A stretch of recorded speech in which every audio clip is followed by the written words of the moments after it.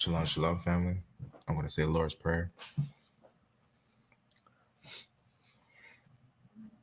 My Father in heaven, honored be thy name. May thy kingdom come. May thy will be done on earth as it is in heaven. Give us each day our daily bread, and forgive us of our trespasses as we forgive those who trespass against us. And lead us on the righteous path and guard us from the evil one. In your name we pray. Amen. Amen, amen. All right. So I'm making myself available today. First thing I want to do, as usual, I like to talk sources. All right. So I'm making myself available today. Just doing a sound check. All right. Very clear. All right. So I want to talk about this really interesting find that just happened just recently. So they're talking about this that happened February 16, and it's the Codex. I'm sorry if I say it's wrong. Soon. But it's really interesting. The reason why is because I'm just going to click it and talk a little bit about this. And let me make sure I type this down.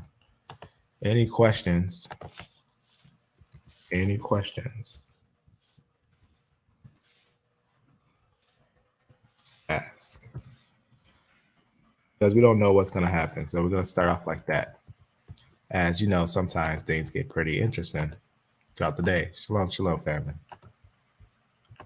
Throughout the day and the night. So let's see this little interesting find. Now, there's always something new coming out that's just mind-blowing. That's basically confirming the biblical narrative over and over again. But listen to this. Not only is it confirming it, it's breaking records, right?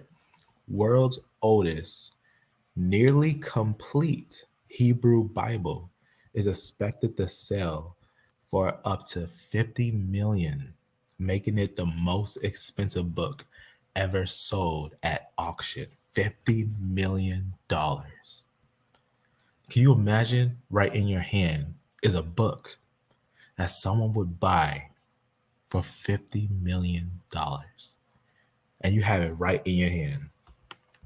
Can you imagine that? This is really interesting when you really break it down and think about it. We're going to break it down and think about it in a second. So, I'm sorry if I don't say this perfectly. The Codex Sassoon, the name used to refer to an ancient Hebrew Bible and being sold at auction. This is really interesting. As ancient Hebrew Bible, which is more than 1,000 years old. An ancient Hebrew Bible, which is more than 1,000 years old, being sold at auction. This is really interesting, right? So let's hold on. Let's just think for a second. Let's consider for a second what this will be like. What are we actually dealing with if it's 1,000 years old? Now, some people say that's 1,000, right?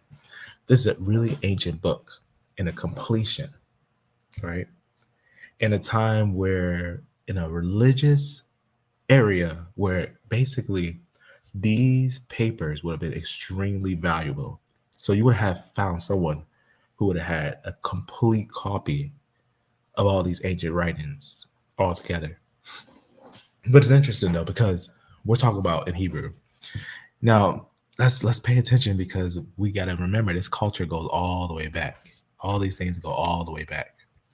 So let's just look at some highlights, right? Obviously, an ancient Hebrew Bible, which is more than 1,000 years old, it's being sold at auction. So we know it's being sold at auction, right? It's like 50 million. It's really interesting.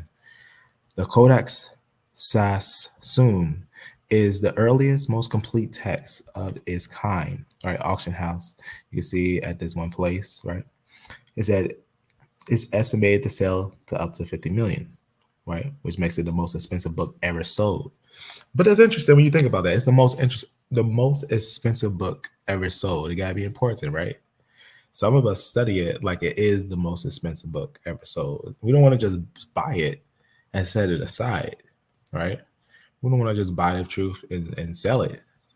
We want to have it and turn it into a better investment than just setting it aside. This book is not just worth actually billions of dollars. Now, what if I told you? Let's just open up and just have a really deep conversation real fast, right? What if I just told you that I have a Bible, right, that goes all the way to the time when the Israelites left the Exodus? It's written in stone. His name is Jesus Christ. And he's not going anywhere because he's sitting at the right hand of God. So what is the Bible that we have before us? It is actually a compilation of a collection of letters. And what actually makes it valuable is that it's letters throughout multiple ages of time, all written through different times on scrolls, letters sent across land. And all those are going to tell the whole story of this one stone, Jesus Christ. This is so amazing because when you think about it, it's undeniable when you think about these things. All these things happen in the background. People are going to see this, and it's going to change when people start seeing the evidence, they can't do anything. Matter of fact, have you ever studied Assyria? If you ever study history, Neo-Assyria, you can't escape the fact that the land of Judah was dealing with one of the most powerful nations in that time, the Iron Age nation of Assyria. Judah is all that you hear. But notice, let's talk about something real fast. It's interesting here. Very, very interesting. It says, an ancient Hebrew Bible dating over 1,000 years is said to be sold at auction. So very, very interesting. At an estimated price of between. So there's no way they're less. They're like, we're selling it here. Just from looking at the quality, this is a Hebrew Bible. 30 million and 50 million. This would make it the most expensive book or manuscript ever sold. So forget about where's your atheist handbooks? Where's your Big Bang Theory book? Why are those books aren't worth nothing? What about all the other Sumerian texts? What about all the Elamite manuscripts? All those things written in stone all over. What about all the steles? All the Akkadian writings that's trade through? The Bible is the most precious and most worthy and the most expensive book. Expensive in time, expensive in quality, and as you see in reality, expensive. Period. This is what we have before us. Let's think about this for a second in our generation. That something like this is happening and people are realizing the value of such a book.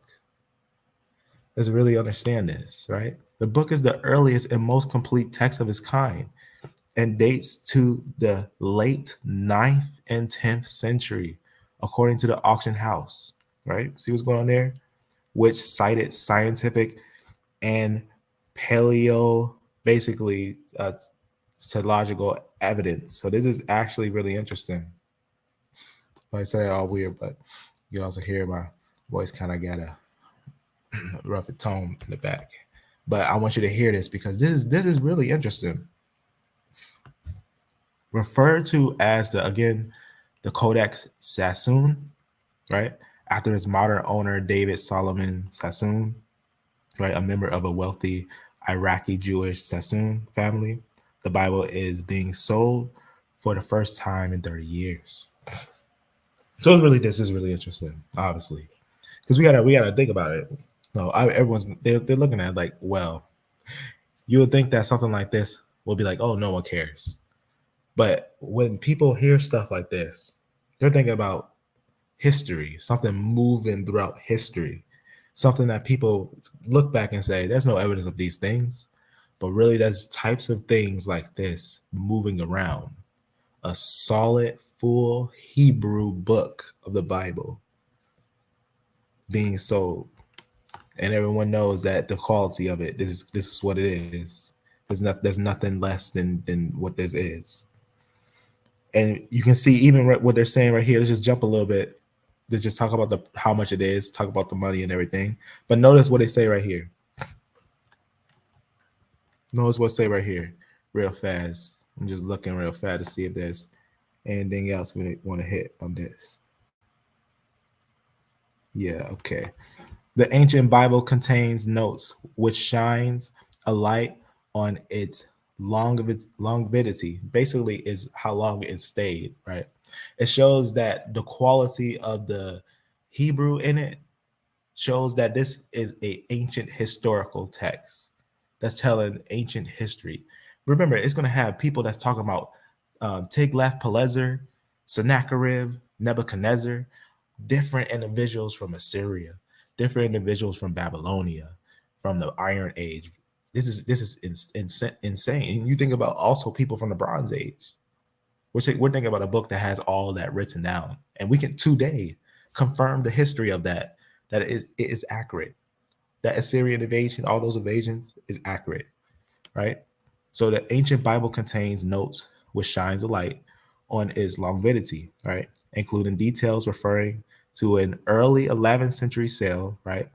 And a deduction to a 13th century Syrian synagogue, which was later destroyed by Mongols. So that it's just showing different types of history, different levels of history of basically what was moving through. And what was it containing? It was containing all those books, right? The Hebrew Bible, which is known as the Tanakh, is a canonical collection of scripture containing 24 books divided into three parts. These three parts consist of the Torah, right? Known as you see was all the stuff that we've seen, right? The prophets are all the first verified letters that we just see, and then we know also if we want to verify the New Testament, we got the apostolics and we got all types of verifications. And this is why we get examples, as it says, a staple of Jewish religion. The Hebrew Bible is also followed in parts by Christians who call it the New Testament, and as well as Muslims. So it's basically the center of what they would say the Abrahamic religions. Any religion that says they point to the Old Testament, right? The original manuscripts. This is holding some of those copies, and it's being sold for millions of dollars right now as we speak. And it's going to change. It's going to write history, so that if anyone would ever want to see the most expensive book ever sold in history, the most valuable book, this is it. This is valuable in multiple different ways. In multiple different ways. This is what makes it really interesting about seeing this. So it makes you want to consider knowing the history and knowing the complexity of the history, because there's nothing that we can compare to such a thing. There's nothing we can compare to this besides more and more going back into like more different translations, as we know a few different ones. But I find these things very interesting. I find it very interesting. It's very, very, very, very game changing. So these things are very, very game changing. So always hold on, because you never know what you'll end up finding. So I'm just leave it like that for the time being. And I think if I have any problems here, we're having a storm coming. So that's what that was right here. Sorry if I say that weird. I'm not sure how you fully say that. Codex Sassoon. I've never actually seen anyone cover on it yet, but I just wanted to say what that is. So that's really interesting. Very, very, very interesting. That was a while back, but wanted to make sure I talk about that. See if this thing pops up. Otherwise, okay. To think us Christians are able to have a book with such knowledge, it's a blessing. Absolutely. Amen. Absolutely. That's why we study this book like it's history. We study this book like this is our heritage, because this is our heritage. There's no other heritage for anyone else than to walk in his ways. Now, if you don't know, I'm just gonna say this, just to give a little understanding of maybe just who I am. I'm a voice that holds on to the messages of all the writers before. I don't currently, as living and walking, I don't have a current mother or father on earth right now. But I spend my time basically inspiring other believers all over to basically make a difference for others all around, because it's our time to basically make a difference. And you never know when the paths that you have before you will finally close. You got to take those paths, make a difference in those paths. Don't worry about if you remember what you did in those paths. Just make sure it was right.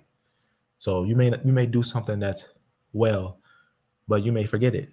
Right? The scripture talks about it. Don't let your left hand know what your right hand is doing. I'm pretty sure you want to let your right hand know what your left hand is doing. So whatever you're doing, you don't have to hold those things and gloat over them and be like, hey, this is what I did. I did this, this, and this, and this, and this, or all these things. All you got to do is believe the word. Just believe the word. You believe the word, cut aside all other things. You don't know what you can actually do. You can make a difference, make a change, right? As the scripture talks about, right? Making a difference by compassion, right? So you gotta be the one to be willing to do it, and you also gotta be the one willing to hear. As it says, blessed are those who listen and those who read. Blessed are those who read and those who listen. All right. So we have a royal priesthood. When you really think about it, the amount of treasure you actually have in one page, if you understand one line in that book, remember, you could break that down. You know, the 66 letters. Let's say sell it for 50 million, right? And it's not even about money. You know, when you think about it, it's not even about money, because it's worth way more than that. Honestly, that's only 1,000 years ago. So imagine, as it traces all the way back in history, just imagine, how much more valuable it would be to have just the original text. And it's different. It's interesting because we're finding different stones like that. They're popping up because we're looking in the right places. People are starting to take these things more serious. As you see people take these things more serious, you can see some very interesting things happen over time that even people who don't believe starts to believe. And the only way you cannot believe if you don't examine it. But even if we say, the book sells for 30 billion, 66 books, that's easy $500,000 per book. $500,000 per book. So just let you read one book. Let's say you read Obadiah, one book. There's $500,000. Can you imagine that? Think about that. Just really think, just consider that for a second. Think about if you just read one book in the Bible, that's worth $500,000. Like let's say no one in the world had that book, but somehow you got your hands on that book, Obadiah. It was the word for word Obadiah. It was literally word for word. So if someone asks you, and let's say you just had it, you just like someone just kind of like, hey, you ever heard of that? It's like it's a book that's worth like $500,000. And you're just like, that sounds familiar. And it's like, you mean Obadiah? You pull out Obadiah, they're like, wow, that book's worth $500,000.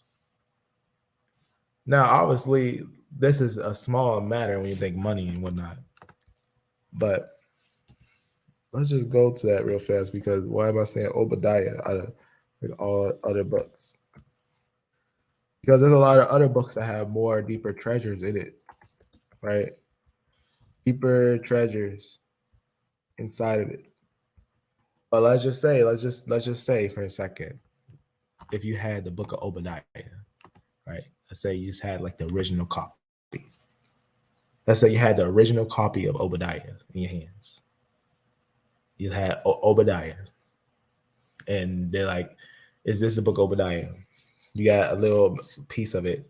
They test it, and they're like, "This thing goes all the way back to like the edges of the transition of the Bronze and Iron Age," and they're gonna sit there like, "This can be very old. This manuscript." They get nervous, and they start to realize you might have something that goes all the way back. That's what it's like when they start to find things that's really ancient, that there's so much stuff that's actually hidden. Some of these people are taking this stuff way more serious than the ones who don't know all this stuff. Some people know about all this stuff, but some people, they don't know that all this stuff is verified and is distributed throughout different people, and different people that actually know the information. They know that this is not some information to take lightly. They're like, this is treasure. Just to have these physical copies is a treasure itself. But just imagine. Let me just get this up. Just imagine if you had Obadiah. Let's say it was even the first copies. Let's say it was first temple distributed copies. Let's say second temple, right? Second temple copies, and all of the different, some different Jews had these copies, and multiple people got these copies. These copies will be worth millions of dollars. Those copies will be worth millions of dollars. Millions. That's the thing about the Bible. The Bible, if the Bible wasn't worth anything, why is it that every manuscript, there's different things that's found, they're put in museums and they make millions? They make millions. You know why? Because if it wasn't history, if it wasn't real, it was just some bottle cap on the street or something. You go to the projects and there's broken glass all around.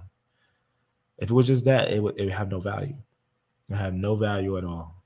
But they find a piece of paper with some writings on it, and that's selling for millions of dollars. Selling for millions of dollars. That means that you got something in your hands. Some people got something in their hands. They get it for free, and they have no clue how valuable that collection is in their hand is. That even the enemies hearing the name that's written in there. Once you start finding those roots, it's a different game. The whole world starts changing.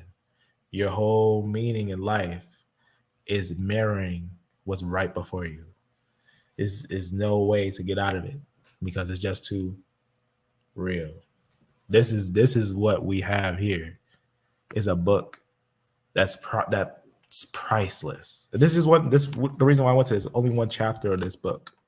It's only one chapter, one page, one chapter. That's a complete book. All right there is just one chapter, one page. Deep though. It's a deep book, but it's only one page and one chapter. That's it. That's a scroll. That would have been on the scroll. You would have had it if you would have found it. It would have been rolled up on a scroll. This is what makes Scripture interesting. This is actually an important lesson. Scripture, because a lot of people, when they think inspired word, this is what makes the Scripture, right? The collection, even this, the Old Testament collections. Why is this book still valuable? Because it's a collection of scrolls written out. It's a collection of scrolls written out. And what's important of it is telling you historical information. A lot of times you might see something like maybe a book says, oh, it's not inspired. But you got to be careful in what you're saying. Inspiration. These writings are writings even by scribes. We notice even the book of Jeremiah. We know that he has a scribe, right? He's actually having someone write for him. And in fact, what's interesting in the book of Jeremiah, he writes that he takes that same book and drops it in the Euphrates, destroying the first copy.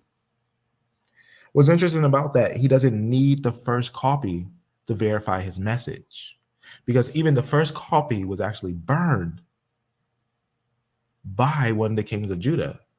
It's interesting. It's an interesting story. The book of Jeremiah was a book that was supposed to be given to a king of Judah.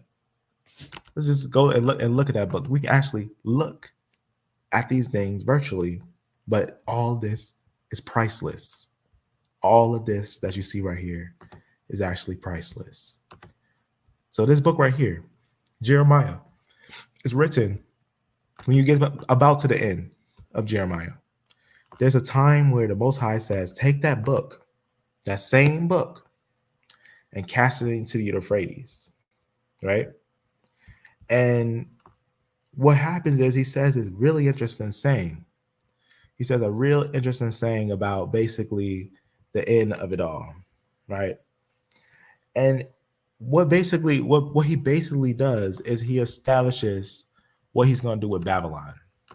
So I'm a real fast go to a note real fast about Babylon real fast, because it's actually been a while since we've talked about Babylon. And as we wait, and if we have any questions, if anyone wants to ask any questions concerning the Bible, they maybe got some statements or anything like that, maybe there's something they didn't understand, or maybe they feel some type of way about Christ, let me know, as we can talk about the historicity of these things.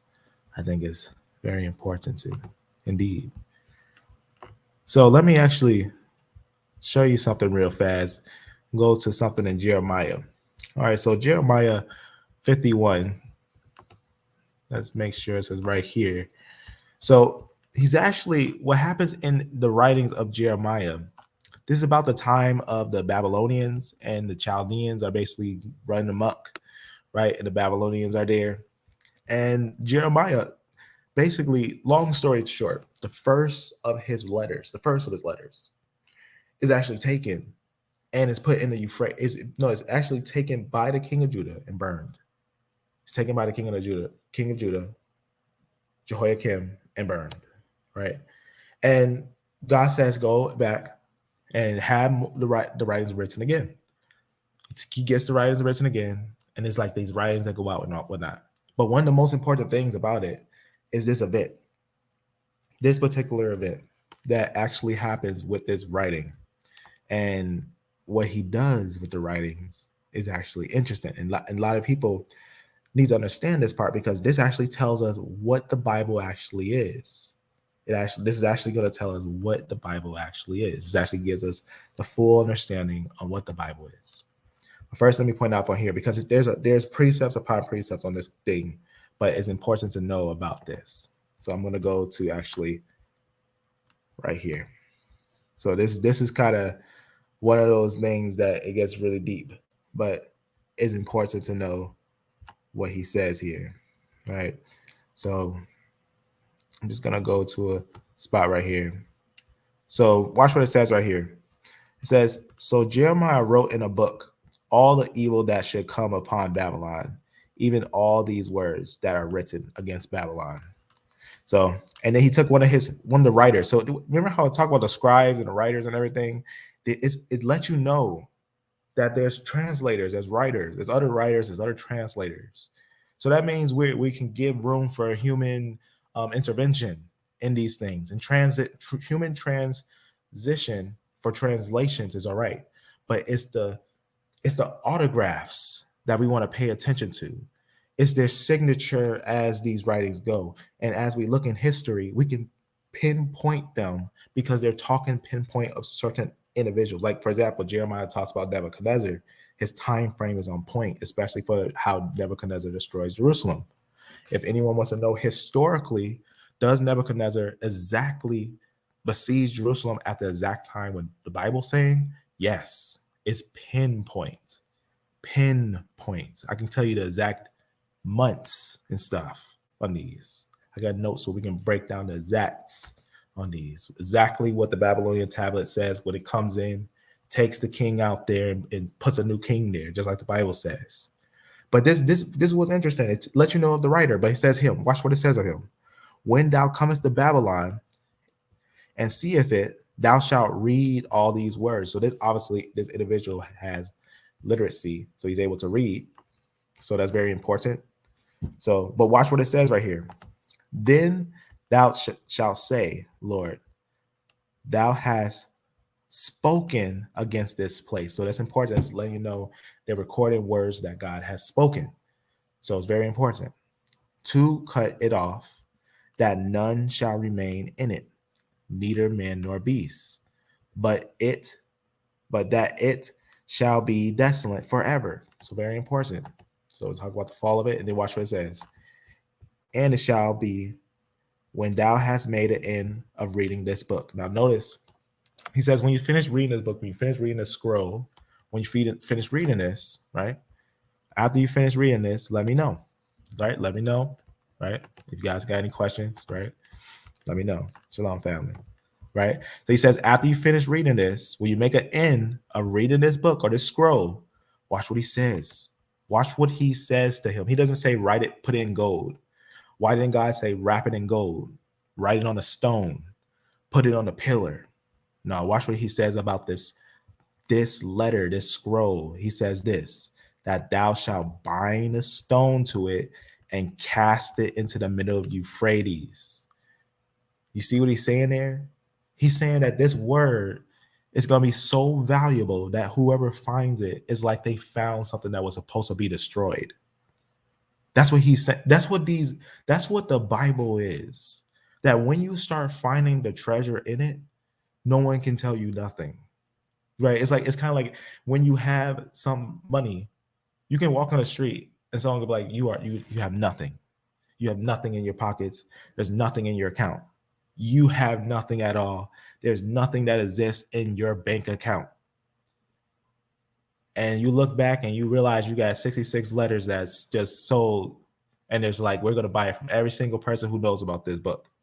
Someone just comes and says, everyone who got 66 letters in them, come here. I'm going to give you the money for this book. How much it's worth? Just because it's valuable. Can you imagine that? Can you imagine if it's like that? It's that precious. Notice this. There's some shows Hollywood will start telling you. Don't listen to Hollywood sometimes. That sounds like almost like an oxymoron. But listen to what I'm saying when I say this. Hollywood has been showing you that they can't ignore the Bible. They can't ignore it. That's the fact about it. They can't ignore it. But don't listen to them when they start to try to break it down. But think about who's seen the Book of Eli? One of the biggest movies I used to see when I was growing up. For some reason, it was the Book of Eli. I kept seeing the Book of Eli. And if you know what the Book of Eli is, it's just about a man who has a Bible. And he's actually, you don't find out to the end of the movie that the man is blind the whole time. This man was reading Braille. His Bible was made with Braille. So the whole time he's reading the Bible every single day. And at the end of the movie, he loses the Bible because the whole thing, they fighting over the Bible. Everyone wants to get the Bible. Everyone's trying to kill each other, fight each other. I don't usually show this stuff, and I don't like this type of violence, this type of stuff. But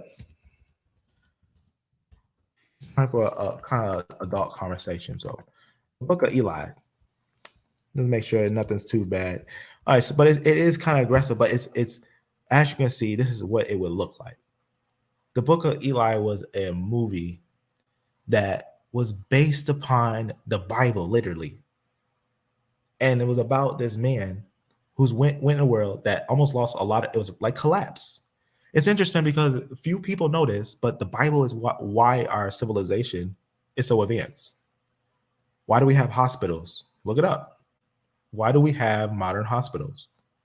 It was from the hospitality of Christians actually introducing the concept of taking care of people less fortunate than yourself. That wasn't a Bronze Age and Iron Age concept. It wasn't. That's why Bronze Age, Iron Age, they had less life expectancies because people weren't caring about each other like that. Societies weren't as advanced as one would say, or even informed. But this right here was an example of that, like a collapsed society. They was aggressive, violent, no laws, atheists, pure atheists. But when they seen and heard the words of the Bible, they knew that it was something that would keep order in their society. It was like, oh, the Bible is something that keeps order in society. It's like just knowing just a little bit of words of it, we can control the society. So there was a guy who wanted the Bible for evil. But this individual, what happened with this individual? He's blind. Right? You see the glasses, you never expect it, but the whole time apparently he's blind. But it may seem like it wouldn't make sense how his reactions is in the movie. But I seen a real person who some people probably seen him. He's a kid. He probably grew up now, but he guided his way through life through clicks, and he would see almost everything around him because he would click. His voice would bounce off of stuff, and that's actually how this individual kind of be in a way, like through different sounds. You try to pay attention. So they were trying to be logical, and try to survive in that type of world, which is horrible. The whole world was crazy. But in the end of the story, he lost the Bible. He lost the Bible. You think that's the end of the story? He lost the Bible. He goes to this place and they want to write the Bible. They're like, we want to write the Bible. And he sits down in this chair. The man sits down in the chair and start literally speaking Genesis to the end. So they end up writing the whole Bible because every day this man was reading the Bible and he was able to write the whole Bible and he was reading it in Braille. So it's just the whole thing. I kept seeing it over and over. It was the only movie that I would see over and over, and it was spiraling. Like, wow. I'm like, just the thought of that someone with the Bible literally inside of them. Like, they don't need the papers. They don't need anything. But it's nice to have those things. So the whole time he's walking around with this Bible, they're trying to kill each other for it. The guy finally gets it. The other guy gets it. Because remember, I said he lost the Bible. This other guy gets the Bible. I wonder if he show him on here. It's kind of aggressive, but see, he got the Bible right there. But I don't know where he's at. It's this other guy. He gets the Bible and he can't read it. The guy can't read it because it's in Braille. Like it's like, there he is. The look on his face, like they captured the moment of what it looks like to have a book that's so precious. Think about it. He has a book that's so precious, but he can't understand it. He had a book that was worth everything. He was doing everything he could to get it. He did all the evil he could to get the book. But at the end of the day, he did it the wrong way. And if he was friends with the guy, he probably could have explained it to him because it was in Braille. And it was interesting because he was evil to like different people there, and they didn't want to read it. It was like someone who's actually who was blind too, and she didn't want to read it. So he's out of luck. It was just like, wow, like look at that. Like that's like poetic justice in a way. But it's like obviously Hollywood, but there is a justice that's coming. But it makes you just think like even they can't escape it. It's a harmonious story. It's a harmonious story, and it's in the end there's justice. It talks about a story of justice. That's really what it and really the blueprint. There's so many different. If you pay attention to different shows nowadays, these shows came later. This is not how Roman theaters were. Their gladiators weren't like a lot of stuff. They didn't have happy endings. A lot of stuff you start seeing these fairy tales type of like look at stuff like 300 or stuff like that. Different stories nowadays. You know it's fake because they like to add a little Hollywood swing to it. A little hero wins at the end. This is a concept instead of having destruction just take over, having the hero win. This comes from the Bible. That's why the Bible takes care of even the poor and those who are desolate. It gives information to those who don't have information. It makes them valuable. It makes them a collection of information that right now, if your focus of value is in this life, then you don't have any value. Because what you're saying that you have a value only now and then you're leaving. No, if your value is in the next life, then you have value. If your value is in the resurrection, something forever, into something incorruptible, something that you never have been, a change, that's value. That's what value is.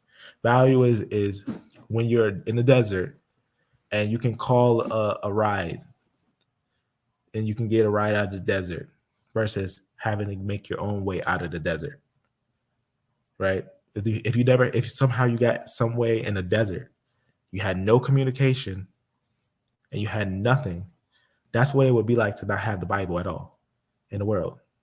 Like being in the desert with no communication. You don't want to be like that. You don't. You want some value. So why miss out on the most valuable information in the world? The most valuable information in the world is right in front of you.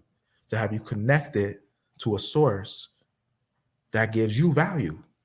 That even when people are around you, it's like they're with a rich person. It's like they're with a person who can change their life. And sometimes it's like that. It's like that again, like that bank account. Someone just walking up and saying, "What do you have? What do you have?" And you know that you have riches on you, But how you going to show the riches unless you build up in value? This is the real value, the word, this right here. This is the real value. I'm not talking currency. I'm talking literacy. That's what I'm talking. I'm talking translation, right? Remember it said he was hanged on a cross, and right above his head was a cross that said this was written in what? Greek, Latin, and Hebrew, which is Aramaic, which also we know Greek was the lingua franca of the day. And lots of Romans spoke Latin. Latin was hyped in the day, high and peaking in those times. And we know Hebrew Aramaic was obviously one of the lingua francas before that by the Babylonians and Syrians, which also affected the Jews and the Samaritans in the area. So that's something that we know. We got to think about these historical understandings. It all folds together. It all comes together perfectly. But we got to remember, notice again, let's go back to the story, right? Why was I showing you this?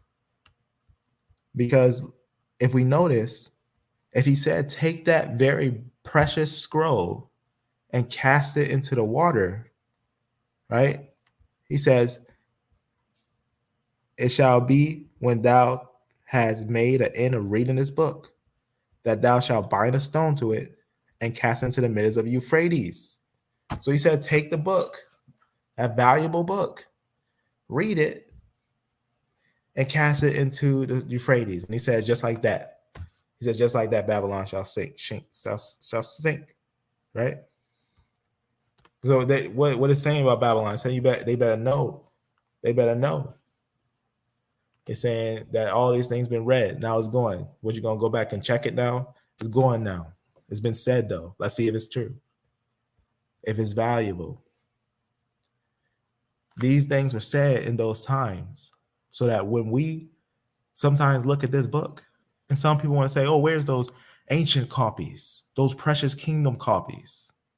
And then we show them that there was a kingdom that was destroyed there. And that kingdom was known in history by name.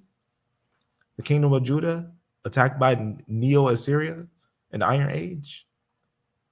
And all these things were contested of it. It's just like the New Testament.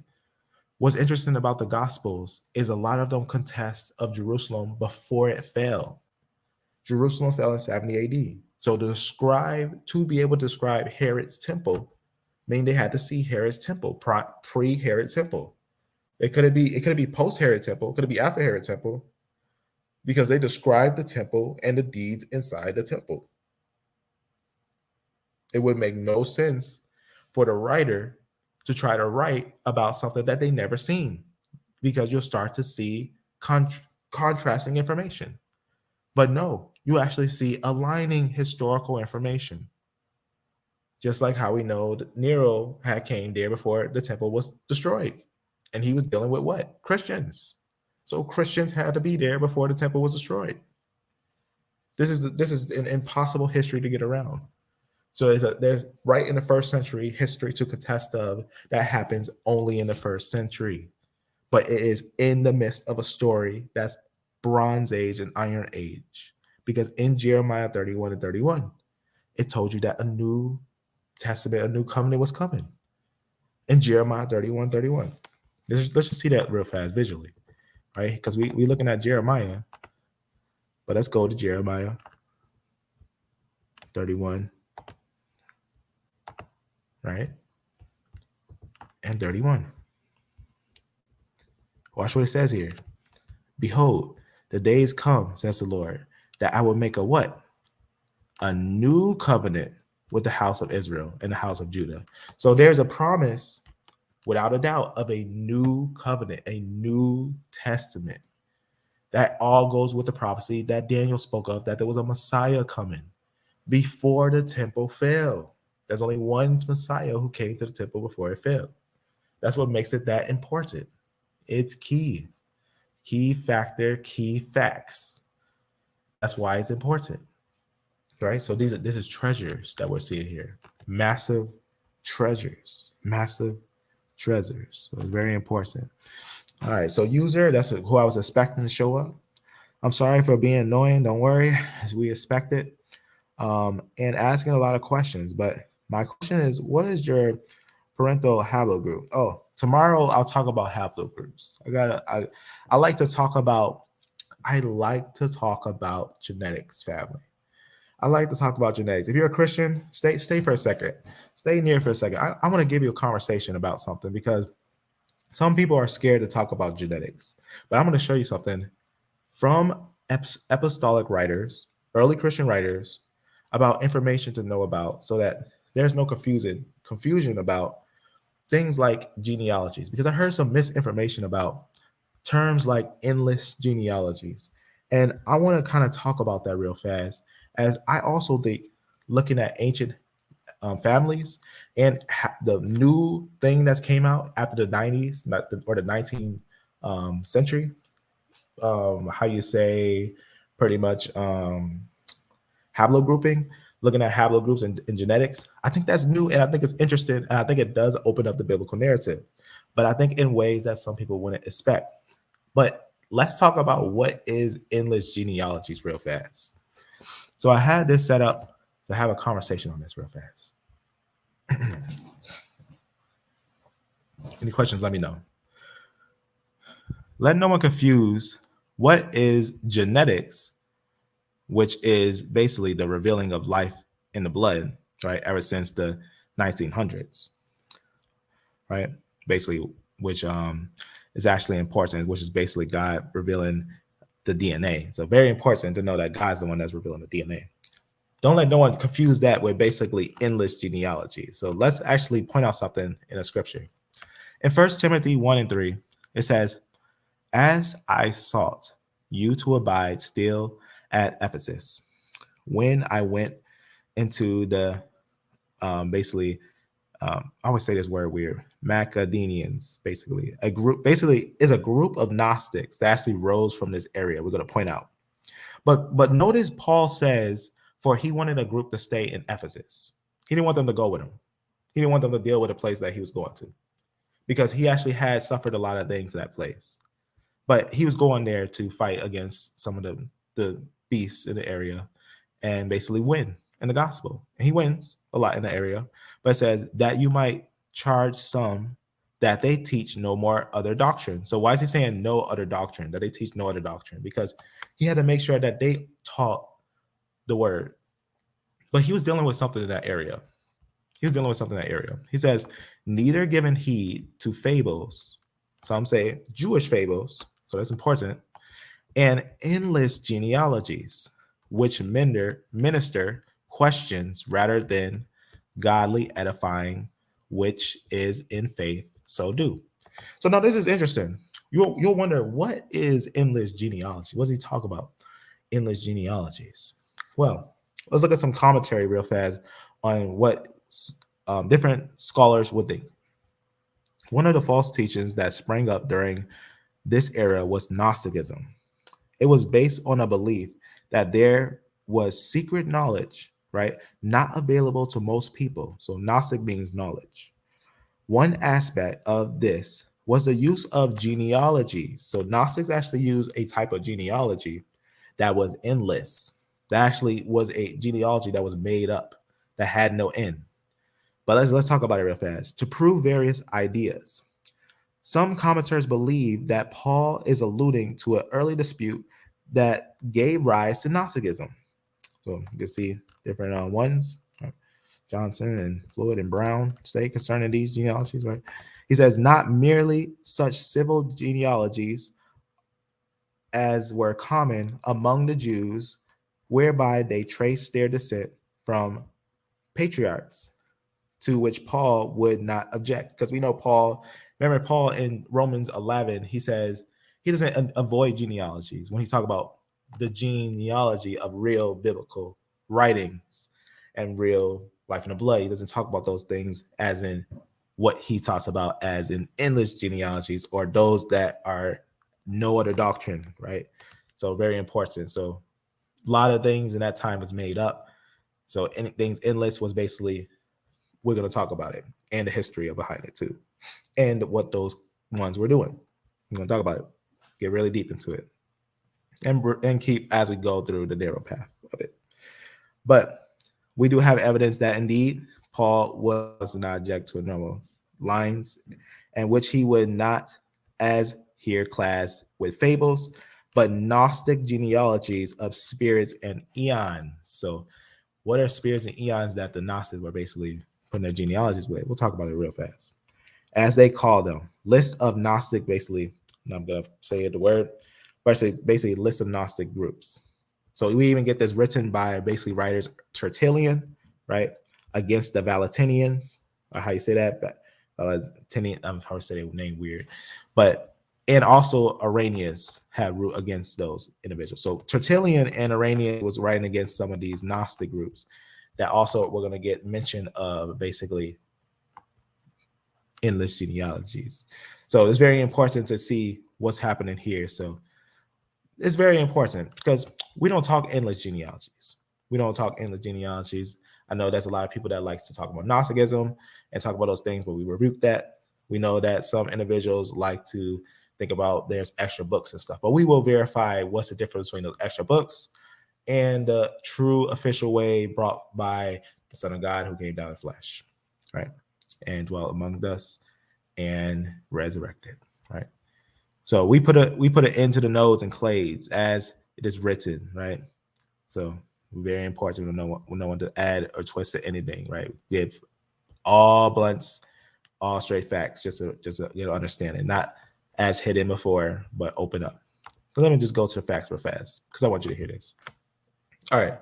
So definitely make sure I pin this too, but I want you to know about a little information that is interesting to know about. What is basically those endless genealogies, right? Clever language, they artificially attach basically the simple-minded into their kind of basically long story short, I'm just going to jump down. They're blasphemous ideas and what they call the demiurge. Long story short, that's what Irenaeus of Lyon is talking about. Just to get to the meat of it, is that they have this thing called the demiurge and these ideas, blasphemous ideas. And this is actually going to be said by the saints, early first century saints, second century saints, actually verifying these things. They're actually going to go into some of the controversies that happen over time. So let me just keep that a little low because, and if any questions, I'm definitely checking to make sure everyone's decent. So genetic questions tomorrow. Today we're going to do the basically, I'll just say spiritual questions. We'll put it like that because I can't put it any other way, but we're going to be touching on some deep topics, some historical topics. But that was a quote that was said during that time. And let's kind of look at the culture. Let's kind of look at what they were kind of dealing with in those cultures. Here's one. Several of the early church fathers mentioned this group. So there's going to be a very interesting group I'm going to point out here. And what's interesting about this group, actually, Christ hated them. Christ hated this group. And I'm going to show you how we know Christ hated this group because he literally says he hates this group by name. So let's understand why. So this is the early group. You can see according to Revelation 2 and 6 and 15 and other places, you can see where they actually would hate this group because this is one of those Gnostic groups that were basically moving around and actually saying some strange things. You can see in Revelation 2 and 6, he says, yet this is to your credit, right, at the church of Ephesus. Remember, Paul was saying the ones at Ephesus not to kind of move to a certain place because he was dealing with certain people. He says, you hate the works of the Nicolaitans, or how you say that, Nicolaitans, which I, Jesus, also hates. So he hates these ones. And you want to wonder why he hates these ones, because Christ is the word of God. He wanted his church to be pure when he was giving the message. So remember, those writers that we were just talking about, Irenaeus and also Tertullian, Irenaeus' disciple, and others are going to actually talk about some of these things about these individuals, just to kind of make some information to be known about these individuals. So this is just a group. These are some early Christian groups that was basically moving around. Let me just go back and give the highlight of them, right? And remember, when I use these wiki ones, I want to definitely make sure I mention that these are secondary sources But what's interesting about the secondary sources, they have primary sources attached to them, right? So you want to look at those primary sources, because those primary sources are going to give you some deep information. So, there's different primary sources that are going to give you obviously deeper information into those things. So different colleges and whatnot is usually check with those secondary source, but a primary source that these things are talking about. But several of the early Christian fathers mentioned this group, so including the ones we had talked about. We just talk about they said they were a heresy group, right?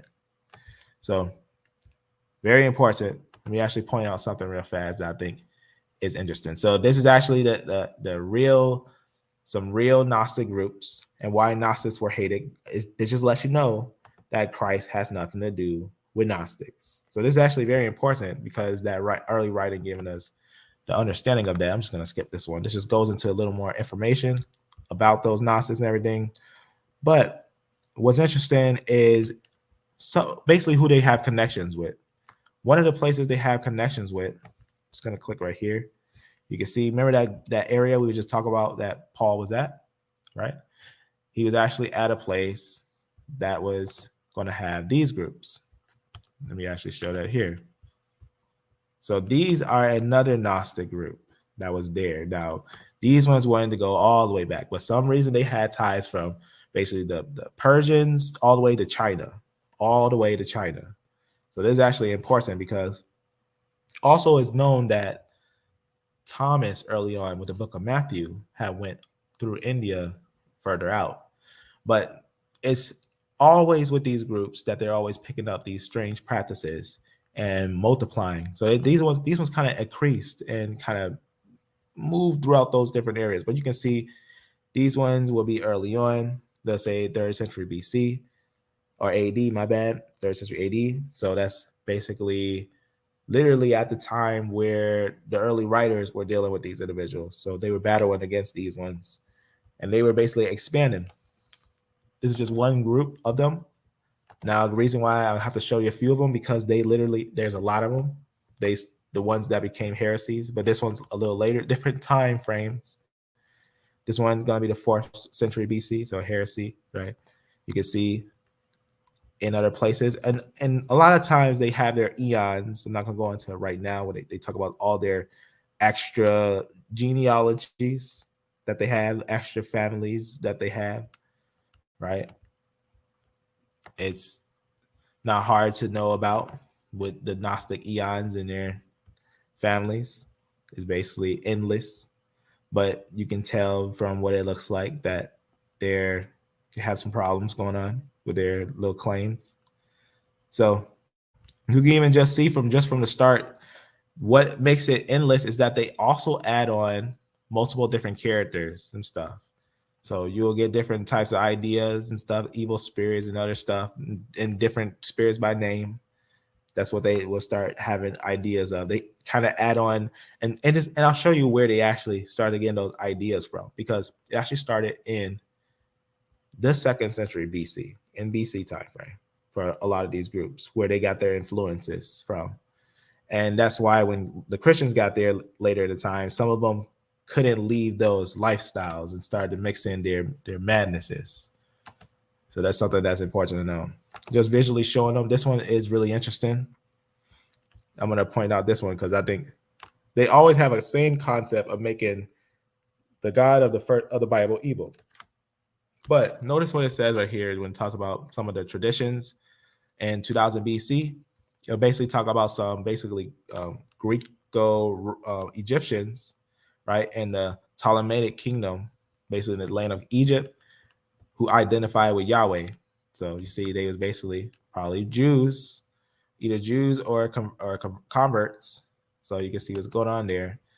But they also had the God of the Jews with the Egyptian god Seth. So some synchronisms were happening there. So that's important for basically where Gnosticism want to start happening at. And basically that was a really bad area for others developing. And that's also where they have mocked Christ. There's an image that they have there, but they witnessed that Christ was there, though they mocked him, but they witnessed that he was there. So there's obviously got a famous picture there. A lot of people know about it. I'll let that be what it is, because a lot of people actually know about it. But let's talk about the Gnosticism that happens there. So Gnosticism originated in late 1st century CE or AD, right? And they say non-rabbinical Jewish and early Christian sects, right? Basically, the groups that came together, the little sets of groups that basically came together and became one little strange thing, but they made different various ideas, like the demiurge. I'm just going to click it real fast, just one time, just to get it understood a little bit. So they have this type of idolatry of confusion, of added different ideas of genealogies, different individuals, different families, and different all types of things, all types of different combinations. Just to even try to get into would be very complex to get into, pretty much. But you also see these type of ideas with Islamic ideas. So they have some of these type of Gnostic ideas with them as well. So that's also important to know about that. But these groups actually, these earlier ones, these earlier Gnostics, they're going to be basically moving throughout all that land, and they're going to be basically merging with other groups. Now, they're enemies. They are going to be actually enemies of the Bible. They're going to have a library, the Nag Hammadi library, this little library. And this library actually develops very early. This library is going to be actually set in that area, but not to be confused with it. That is a library despised information, because it's using Christian information and twisting it and adding on with other information, right? So that's very important about this, is that it actually twists the actual true story and basically makes it, what's the word I'm looking for? Something that causes an offense. That's pretty much the best way to put that. So we can see lots of different things that happen in that early time frame. Like I said, these are secondary sources to get through the information fairly quick. And you can see, obviously, Irenaeus talks about this exact verse. The reason why I find this interesting is because he tells you right off the bat, when it's talk about neither give heed to myths and endless genealogies, which cause questions rather than godly edifying, which is in faith. So he actually tells us what actually that is when he's telling us what he's actually talking about. Remember, he talks about those madness that they were talking about the demiurge. So he tells us what he's talking about there is the endless genealogies that was happening in those lands, making up different genealogies. So that's very important, because they weren't pulling up Y chromosomes at that time. They didn't know how to literally seal the deal, no real people genealogies. They didn't know those things. They were only guessing if they had the book. The book would tell them. So the book was solid and say the genealogy written in the book was known, but no one really knew who they were. But anyone who added extra genealogies were just making up stuff. And that's what was happening in that time. There was different groups that were making up these genealogies. That's what endless genealogies is. The one groups that, as we see, were despised, right? These groups will be groups that actually Christ would despise. And that's what we were just showing early on, is that these groups by name in the book of the Bible, and also dealing with ones that were close to Ephesus, we're dealing with these ones. So that's very important to put the story together and also what happened there. Now, I got a little more information to go deeper into, though some cannot handle the deep information. But I think it's safe enough to go into, so we'll go into the deep information. The information basically is about what happens in the book of Acts. And few people know about the man Simon Magus and what he became. Simon Magus in the book of Acts has a small part where he actually tries to buy the Spirit. That actually plays a domino effect in history, and is almost without doubt historically contested, without a doubt, that Simon Magus, by multiple different writers, most likely invented the Gnostic groups. And he was apparently tied up with some of the Jews and some of the Israelites that had fell away at that time. And they made these Gnostic groups. And that's why when it says Jewish fables, it was their fables and also their endless genealogies, their creations that they were creating in that time, a combination. But if you want to talk about the historical understanding of it, let's talk about it real fast. Acts 8:18. And when Simon saw that through laying of hands, so he saw that through laying of hands of the apostles, so he saw that laying of the hand of the apostles, and the hand of the Holy Spirit was given. So it's very important. So they saw the laying of the apostles' hands that the Holy Spirit was given, right? And he offered them money. So that was a crime. Don't offer the disciples money. Money is not the way to receive the Spirit of God or the ways of God or receive love, true love, right? Love is not bought. Love is gained, right? So it's very important. Christ already gained it all, right? So now that we can receive it. But they try to offer money. He didn't understand what was going on. Saying, give me also this power that whomsoever I lay hands, they may receive the Holy Ghost. So he probably wanted it for his own selfish gain.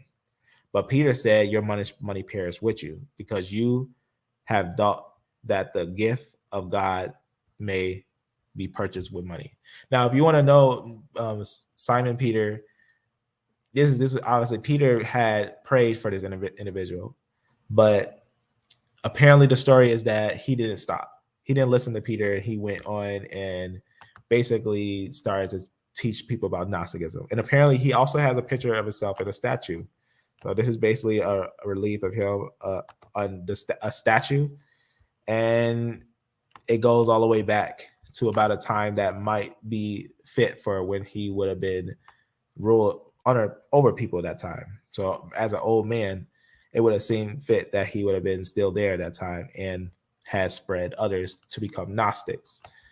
And that's very, very, very sad to know that you have somebody who was that close to disciples and decided to go into the madness. But there he is. He's a Samaritan Magus. So if you want to know what Magi or Magi, you've probably seen this in the Bible when they talk about Magi or Magus.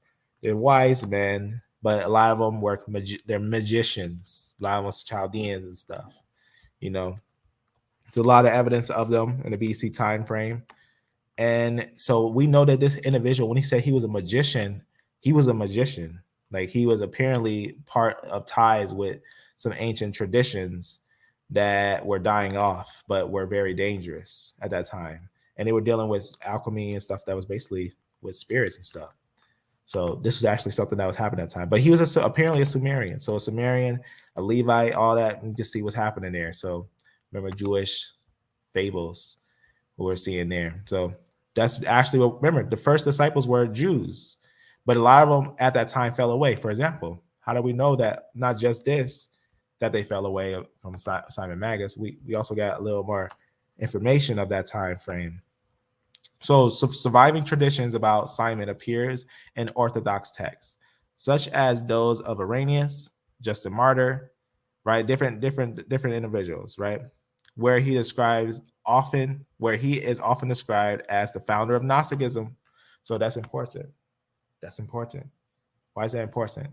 Because that's telling us something that's important to know about in history, almost something that's really hard to know about in history. And then there, obviously, this is, like I said, a secondary source, and everybody got your primary sources on the side. A lot of them, a lot of primary sources, which has been accepted by some modern scholars, right? While obviously others try to reject it. But if we go into each primary source, we can actually find out what happens here, what actually is happening on these things, right? So these are all primary sources, right? We're getting writers from, especially Irenaeus. I think Irenaeus, his writing actually pinpoints. He has a full chapter devoted to Simon Magus, a full chapter, right? And he's a disciple directly of John of Polycarp, so he's gonna have some information to tell about him. And I think he's one of the greatest witnesses of what's happening at that time. And he tells you that in the book of Acts, apparently they were dealing with some Gnostics that were rising up very early on. In fact, he might have a group named after him. Here's a group named the Simon. I can't say the whole thing. Simonisms from he. Obviously, they're named after him, basically. Simeons, were a Gnostic sect in the 2nd century, which regards Simon Magus. So you see what's going on there? So you see this group would have been there in that time. You can see right here, Justin Martyr wrote about them. He talked about them, that they formed in that time. Others had wrote about them. Irenaeus has wrote about them. Origen has wrote about them. So a lot of different individuals have wrote about them, that they were formed in that time. That maybe Simon Magus might have formed a group in that time. Oh, look at that. Doesn't that look like that? Look at that. Doesn't that spell design right there look familiar? If you remember, we did a video on these things. This is why I say that the truth is important. So I got to point out the video now. That's why I had this open, just in case I had to point out something that we went over. We go over some controversial things on our channel, but I guarantee you, if you go through our channel and you ask any questions, I guarantee you I can contest that we are finding sources of truth. And we want you to know these things in truth. Not watering anything down or trying to change anything, not trying to make a bias. I'm trying to make you see the truth, right? See the nodes, see the roots. But let me go down and show you something that I think a certain video, I'm going to have to put in the description after this, right here. You see this video right here? If you see this video, we made sure people knew about the history of the Star of David. Even we have Ashkenazim telling us that the Star of David is not a Jewish design. And a lot of people are flying it around, not knowing what it is that they're actually flying around. And also ancient old ties of it and whatnot. Ancient old ties. I'm going to go to a certain part here. Maybe over here, right here.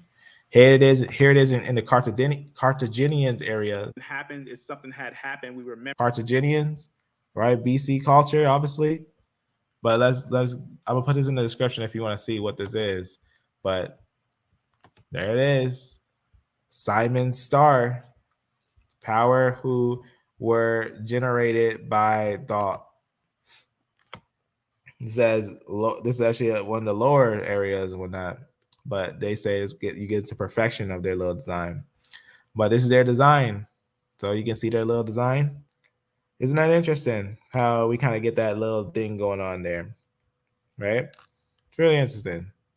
Very, very interesting. So it might have been involved with some Jews, right? Some maybe Jewish fables, endless genealogies, you could say, possibly. Right? It talks about that obviously had some other people that they was dealing with. Indeed. Right? Go back to over here. Close this one. And we also would have some other individuals there that remember that location that Paul said not to go to? It's just interesting that how this person actually was there. It was actually from that area. So, and then also you're gonna have some other people there. So, and you're going to have these different people, as it says, he belonged to the school of the Simonians, basically the ones of Simon Magus. So back to Simon Magus. So they trace a lot of things that as you trace the history and the information, it seems that there was some crazy things going on in areas of Antioch where they were first moving around. So Paul was basically battling against the rising of the beasts of that time. So if you don't understand that, this is kind of like what the scripture will point out, that the Gnostic movements were the signs of the rising of the beasts. And this is actually important because we know that also Islam has beast-like features in it. It also has Gnostic concepts in it. So, and that was a group that rised up and started the Arab slave trade and lots of different murders that Muhammad first did when starting up. Remember, all these writers were martyrs, right? They didn't kill no one or fight anyone. Rome was killing them. Rome never was defeated yet. As in defeated, as in learning that it needed to believe Christ, right? That's how he defeated them. Not by might, not by power, but by his spirit, right? Which is his word. Defeated them. And so this was indeed what we had seen, indeed, that land going berserk, right? They're trying to fight, they're trying to get their doctrines out, but Christ said he is an enemy of the Gnostics. And guess what also they had there? Comedy. So those groups, that's another topic, that's another type of topic, but they was actually having, that's where comedy was happening at. It was happening for a long time. We got evidence that comedy was in that area in Nag Hammadi, right? You know that Nag Hammadi had, that's why they were playing around. That's probably why, right? Those Jewish fables and all that other stuff, that's why they was adding to this stuff. And that's why Christ didn't like them, because they weren't taking it serious. They was laughing and mocking and writing whatever they want, playing around, because that was an area of comedy where comedy was basically high at, right? It was called new comedy, right? It started in the BC time frame, right? If you want to know a little bit about it, it's called new comedy. But again, it's in that same area that we were just looking at. But you can see also we have it all going into effect even in the New Testament, right? The New Testament was dealing with these things, but there is information of that new comedy that was taking effect in those lands of basically Egypt right here. Where the Gnostics were, Alexandria is the area you want to remember. The name Alexandria, Egypt. In that time, you're going to have some people down there who were also Jews who apparently went into some stuff. And remember, they got into this stuff. This was happening even BC time. They was getting affected by other stuff. I'm going to show you how we know. See, so just go into new comedy and a little bit of it. I'm not going to go into it right now, maybe in a separate time, right? I'll go into it, onto why this comedy was very hard for when Christians were rising up. And a lot of them caused the death of a lot of Christians. A lot of them caused the death of a lot of Christians because they were abominations. So best way to put that. All right, so very important. And guess what? They're not that far from today. So also here's something that later affected later Christians, but this is something that is important to note that was done early on because of the madness of the land. Now let's point out this so that this can be understood real fast, because this one is really deep and it has to be understood as careful as possible. This goes to a tie that tied with some of the early Jews. Now, not that the Jews had picked it up first, but there was some messed up things that had happened after the Bar Kokhba revolt. Now, the Bar Kokhba revolt was an honorable event at the time of the Old Testament, because the Old Testament had certain laws, and it was a law to conquer and to win. But after that event, they started to get reckless, basically. And that's one of the best things I could put it is that, and it caused a bunch of schisms in the Jews, because at first the Jews were like a one group, but then you start seeing Sadducees and Pharisees and Zealots rise up, and lots of different groups started to rise up, and they were here.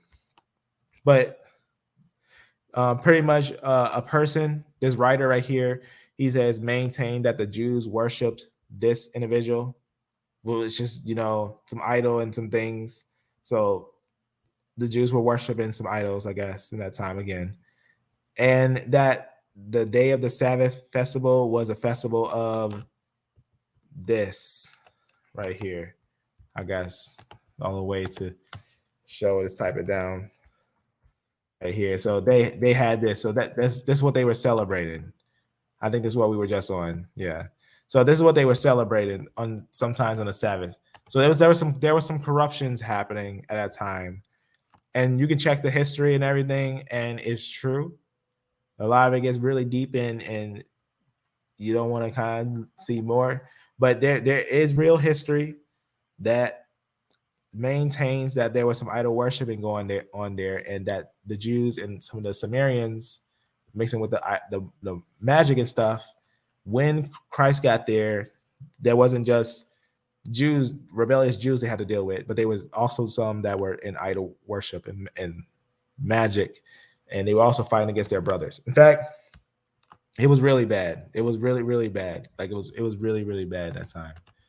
really bad before Christ got there, really, really bad. So just to kind of point out that real fast. Let me read you a writing from Flavius Josephus. He was a historian in the 1st century.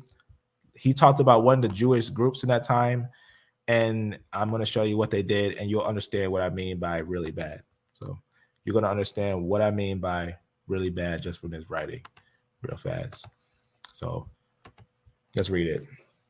The Edomians, which are the Edomites, also strove with these men. So let's talk about certain groups that are going to be called zealots, who should be guilty of the greatest madness, for they all, right, vow wrenches, as they are, cut the throats of the high priests. So he's saying that these zealots killed the high priests. So you can kind of see what's happening here is going down. So that's something to know. So they cut the throats of the high priests, that no part of a religious regard of God. So that's very important set. So that no part of a religious regard to God might be, you see, preserved. They from there proceed to destroy utterly the least remains of the political government. I'm gonna actually zoom out because it's too close. And introduce the most complete scene of iniquity in all insurances that were practicable. Basically, they were basically doing crimes in the land. They were basically killing a lot of people in the land, and he was doing a lot of different crimes. Under which scene, that sort of people that were called zealots. So you see how it says those people are called zealots, grew up, and who indeed corresponded to the name. So they were zealots, and they called themselves zealots. But it tells us that they had killed the high priest and were doing all types of crimes, right? And it says, for they imitated every wicked work. So they imitated every wicked work, nor if their memory suggested any evil thing that they had formerly been done, did they avoid zealously to pursue the same. And so they were hypocrites, pretty much. They were killing hypocrites, saying that we are righteous ones. And although they gave themselves that name, that from their zeal for what was good, right? Basically, they gave themselves that name, pretty much. They did it, agreed, right? They pretty much were destroying even Jews. Pretty much, there was Jews fighting against Jews, and in that time of the first temple, it was berserk.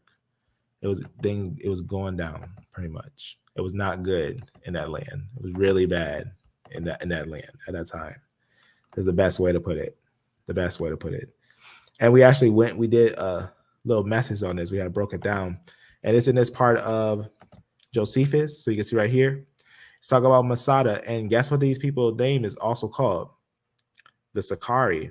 So that's something that's important to know about that not to be too bloodthirsty for blood, because you might fight against your own brothers and stuff. You don't want to do that, and you don't want to find out that you might be enemies within yourselves. Don't want to do that.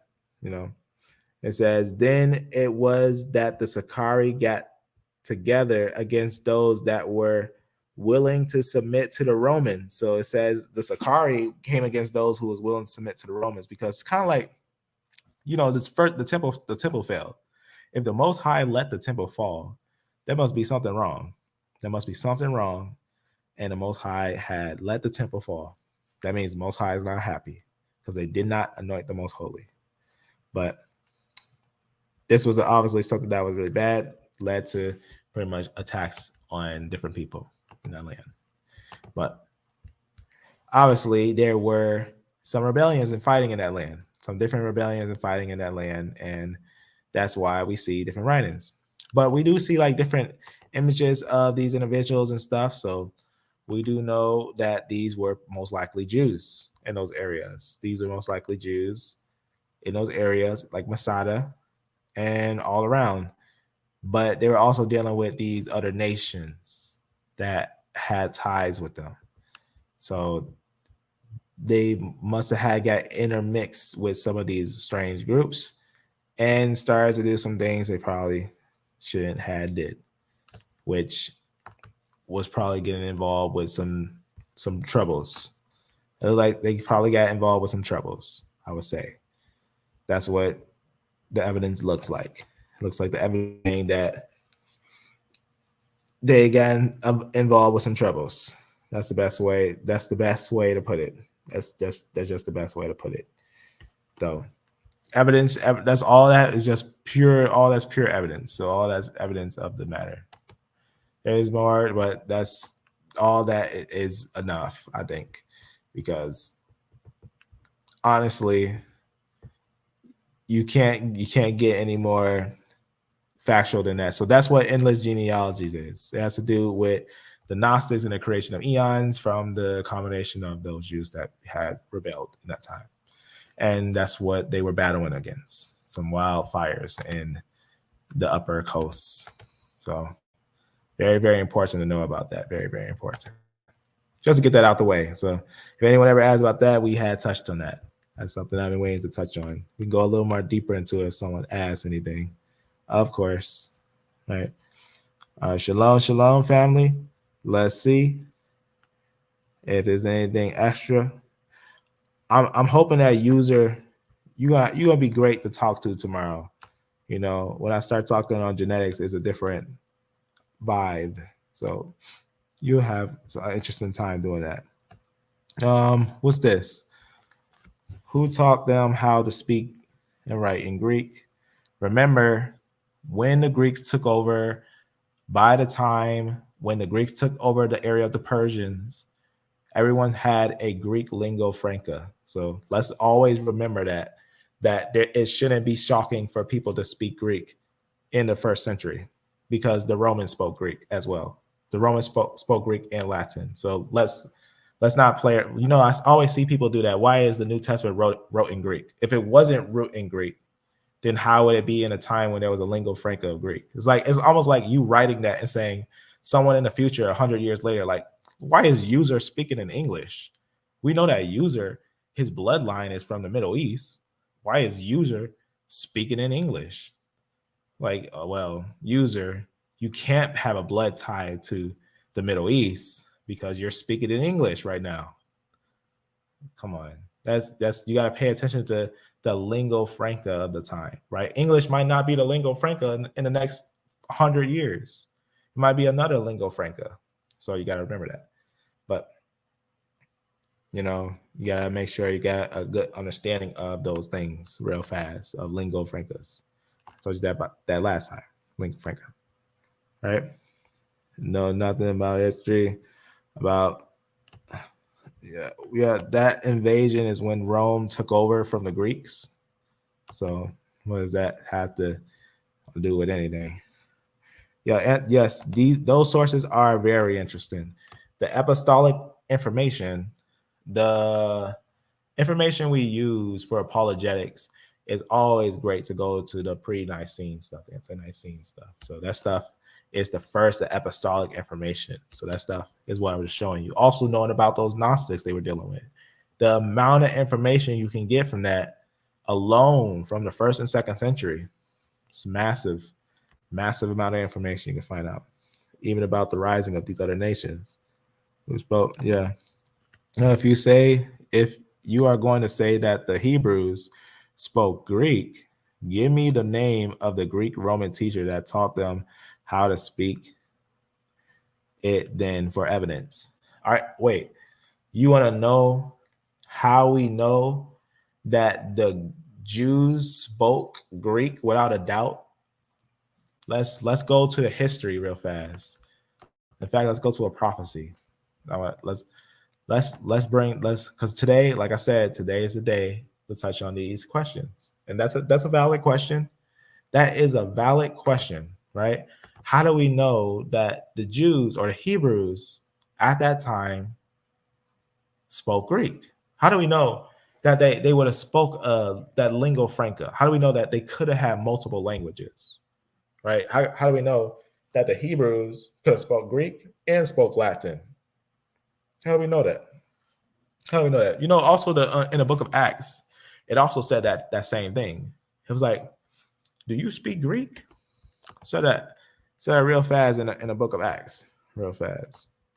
And a really interesting saying. Did I post that on here? Did I post that one on here? That whole thing. I should have. Because I know my mind want to die about it. It's right here. And this is from Acts. So right here, let's copy that.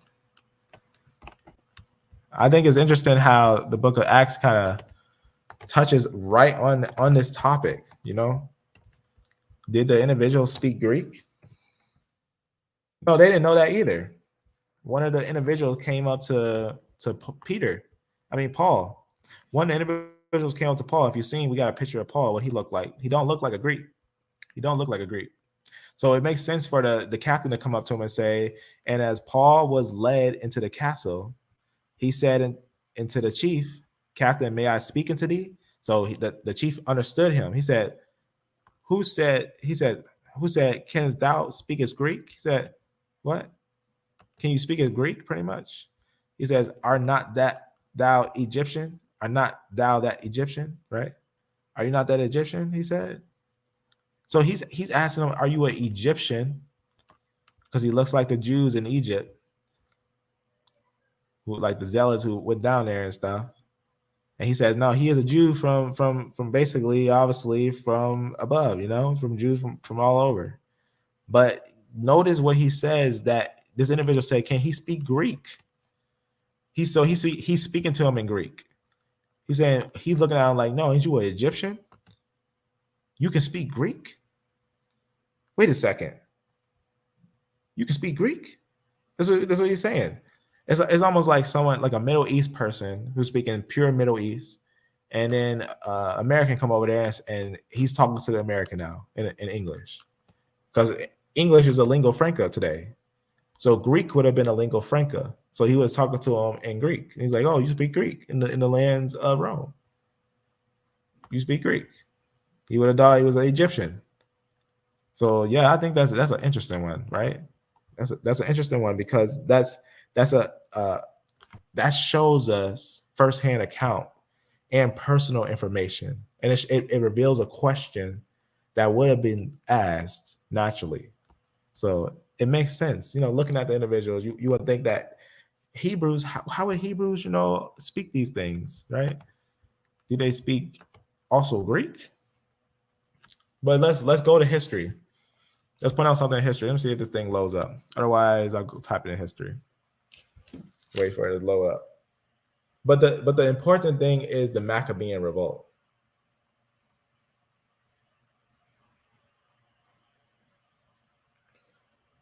Just letting it load real fast. If it doesn't, then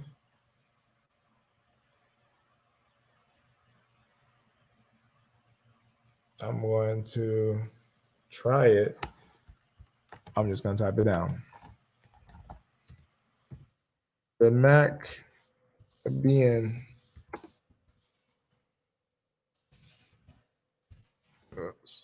revolt. There we go. All right. So let's talk about this revolt real fast. Let's go through this real fast. So secondary source real fast. So in the lands of Judea, right here, where Edomia was and whatnot, in the Bronze Age, there was an event that happens that's recorded also in some books called the Maccabees, but it's also a historical event. There is no doubt that the Jews of that land are talking to Greeks. If the Jews of that land are talking to the Seleucid kingdom and they're Greeks, and they have proselytes and Hellenized Jews, and they know that these individuals were Hellenized, they know that by the time that Alexander got there, the lands were conquered, taken by the Greeks. The Greeks took over that land. That makes the land what? Gotta have a language tie. Gotta all have a language that they all speak, especially being conquest by these new rulers, right? Also, you get these writings also in Josephus, right? He talks about the Jews and everything. You know, what does the individual do? He basically, Antiochus basically attacked them, looted them, slaughtered them, and whatnot. You can see. But it also talks about that he had forced the Jews, he tried to force the Jews to violate their tradition codes of practice by leaving their infant sons uncircumcised and sacrificing the pigs on the altar, right? They say these orders were universally ignored, and Antiochus had the most, obviously, he basically butchered them. He was killing them. So this is actually very important that they were dealing with these individuals for a long time in those lands, right? This is hundred of years after. It's like 100 years after Alexander had took over those areas, and they were dealing with basically the informative individuals that were talking with those people in those lands because they were newly conquests. So we know that they were dealing with Greeks. So by dealing with Greeks, they end up building a lingua franca. That's just a little bit of the information. Just understand that we already know that if we just look at the Maccabean revolt, the fact of the Maccabean revolt, and the fact of who they were dealing with, the Greeks and whatnot. Right? Let's just put there. Let's go to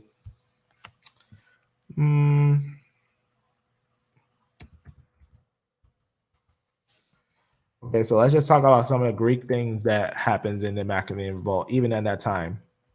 So you can see Alexander conquest was obviously a dominant culture around Judea. So obviously he became the dominant culture, and the Greek way of life. So the Greek way of life was going on there. So what type of way of life, right? Greek, did you mean Greek? Yeah. Let's go back real fast. So the Greek way of life, right? And that's important because that means the Jewish communities were also involved with that practice around. That means they were most likely Greek individuals that were talking to the people who were there. Also, you also got the Septuagint, which was early translated to Greek. So that's very important too, because that's during this time when that was written. Well, look at that too. Now let's look at a little down. You can see, right? You can see the best way is one of the ways that the emperor was pushing the culture on them. He was to enforce the Greek culture on all Jewish populations. So you can see he was enforcing the Hellenistic culture on them. So also they had the gymnastics. We know actually that's why they got in trouble. That's why actually the Bar Kokhba revolt happened, because it talks about God was angry that they were merging with the nations and doing what the nations were doing. So that was important. That was important to know about. That there was at that time some Jews that were going with the stuff naturally before any persecutions. That was what was happening there. So that's a simple way of understanding how this area got a Greek lingua franca and how we can see Jews in these areas speaking Greek. It would make a very simple way to understand that, right? Even if we was to just type down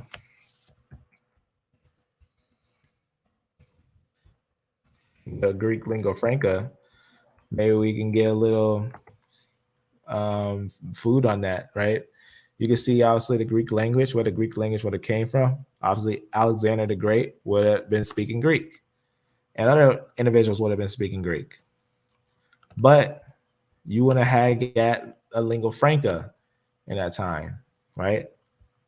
So if we just go to the time frame of that time frame, it is not that hard to understand what happens in that time frame, because lingua francas are going to give you the understanding of what's happening. But early on that time, obviously there's different types of Greek that's going those lands. And if you know, the Greeks also had some types of Semitic mixing with their language because they were dealing with Phoenicians. So it makes perfect sense for all these things. Let's go to this to kind of get like a quick understanding on how it became the lingua franca. This probably gives a nice little summary.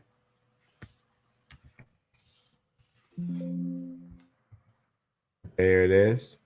The lingua franca right there. You can see right here from the 1st century into the mid 6th century, Creon Greek arrived as the lingua franca or common tongue in the Roman Empire. So you can see right there, lingua franca. I told you last time, it's important to know. Lingua franca, right? So that's why they talk about it. That's why they talk about even biblical Greek. Most common title for Creon Greek is biblical Greek. Why? Because that was being used in the Septuagint in the 3rd century BC. So it's not that shocking that the Hebrews were speaking in Greek when they were using a Greek translation, as is the lingua franca of the kids those days. So what do you think? Every kid of every generation is speaking the ancient land's language, even though they got sent into captivity into Babylon for 70 years. And literally Daniel says they were being taught the language of the Babylonians. Do you think the ones that were taken by Assyria weren't taught by the Syrians? Jeremiah 17:4 said they would lose their heritage. If they lose the land, they're going to start losing the language. So they're losing their heritage. That's what's happening. That's why they were speaking different lingua francas. So that's very important. So I want you to ask these questions so that you can understand what is a lingua franca and what was actually happening in that time. So Septuagint, we can go into the Septuagint next. If you want to go into the 3rd century Septuagint, what was happening in that time, right? So I'm glad you asked that question. So the answer, if you are going to say that the Hebrews spoke Greek, give me the name of the Greek and Roman teacher that taught them how to speak it for evidence. What was one of the names that we needed? The Septuagint.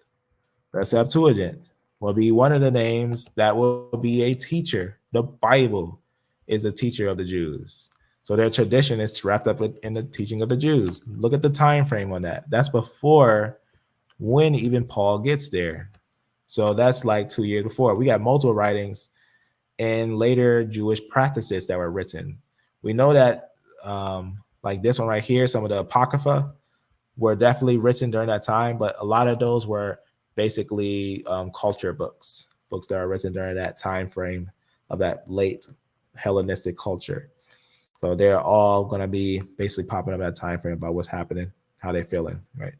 So yes, lots of evidence for that, a lot of evidence for that. So that's where they got that indeed. So you can see different copies we have of that and the historical evidence of these things without a doubt. So there's your source. All right. You can also find them in some of the Dead Sea Scrolls, in some of the caves, the fragments, and different things like that. The Septuagint. So you can get a nice little understanding of that. You want to get a source. There you go. There's your source. All right. That's right. See, your brother knows. Creon Greek from the conquest of Alexander. Read the Maccabees. That's one source indeed. One solid historical source. Maccabees is pretty historical. It may not be like an inspired word, but it's a historical written background of what someone was going through in the Maccabees. So someone had an idea what they was going through, right? So that's definitely not vague answers. I went through the sources and I kind of went through them very slightly to show you basically what they are, right? You can actually go through all the ancient records of these. They got a lot of records of them, a lot. So you can read where the translations are, and basically you can get into the actual manuscripts and the literal finds of them. So you can get basically every single one of these little old finds that they have. So you can, if you want to kind of go through them and see all the little pieces that they have, they got some pieces. They got some pieces, and their pictures are going around. Their pictures are always moving around. So, and most people like to give highlights about them and stuff and other things about them. So there's a lot of nice information, I think, in the Septuagint and about this around the Septuagint and the history around where the translation and copies are found is interesting, very interesting. That one's almost, it's not, it's uncontested, right?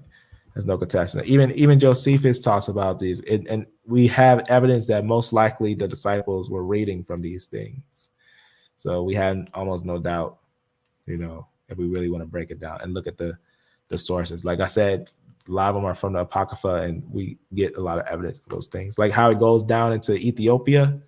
We know it actually goes down to Ethiopia pretty early too. So that's important. If you think that's vague, we can go into Ethiopia. We just did a live on that about the things in Ethiopia and the Christians down there. Yeah, that's right. That's what happened with the Jews. They were Hellenized during the Greek conquest. It's a common knowledge. In fact, it's very common. That's like grade school. In the Maccabees, they took on Greek culture. Yeah, that's grade school, family. Great culture. Alexander Great coming in. We know that he attacks the the people of Tyre without a doubt. Remember that long or that classic story of Alexander building that bridge, right? Going to the island of Tyre and all that. No, you know that. You got to know that one. At this time, the two powers were the Persians and the Romans from the 3rd and the 7th century AD, from the Parthians and the Greeks. That's right. That's right. Those powers, the Persians were there for a long time, and the Romans and the Greeks. They made kind of an allegiance in a way. They made kind of a bit major allegiance. Yeah. Okay, here you go. You shouldn't laugh, user. You shouldn't laugh. You know why you shouldn't laugh? Because the more you laugh, the more ridiculous you're gonna look. Don't do it. Right? That don't make no sense. So did they all of a sudden just forget how to speak Hebrew? If you had let me just tell you something. Let me tell you something. What language do you speak right now? And why do you speak the language you speak? Why are you speaking English?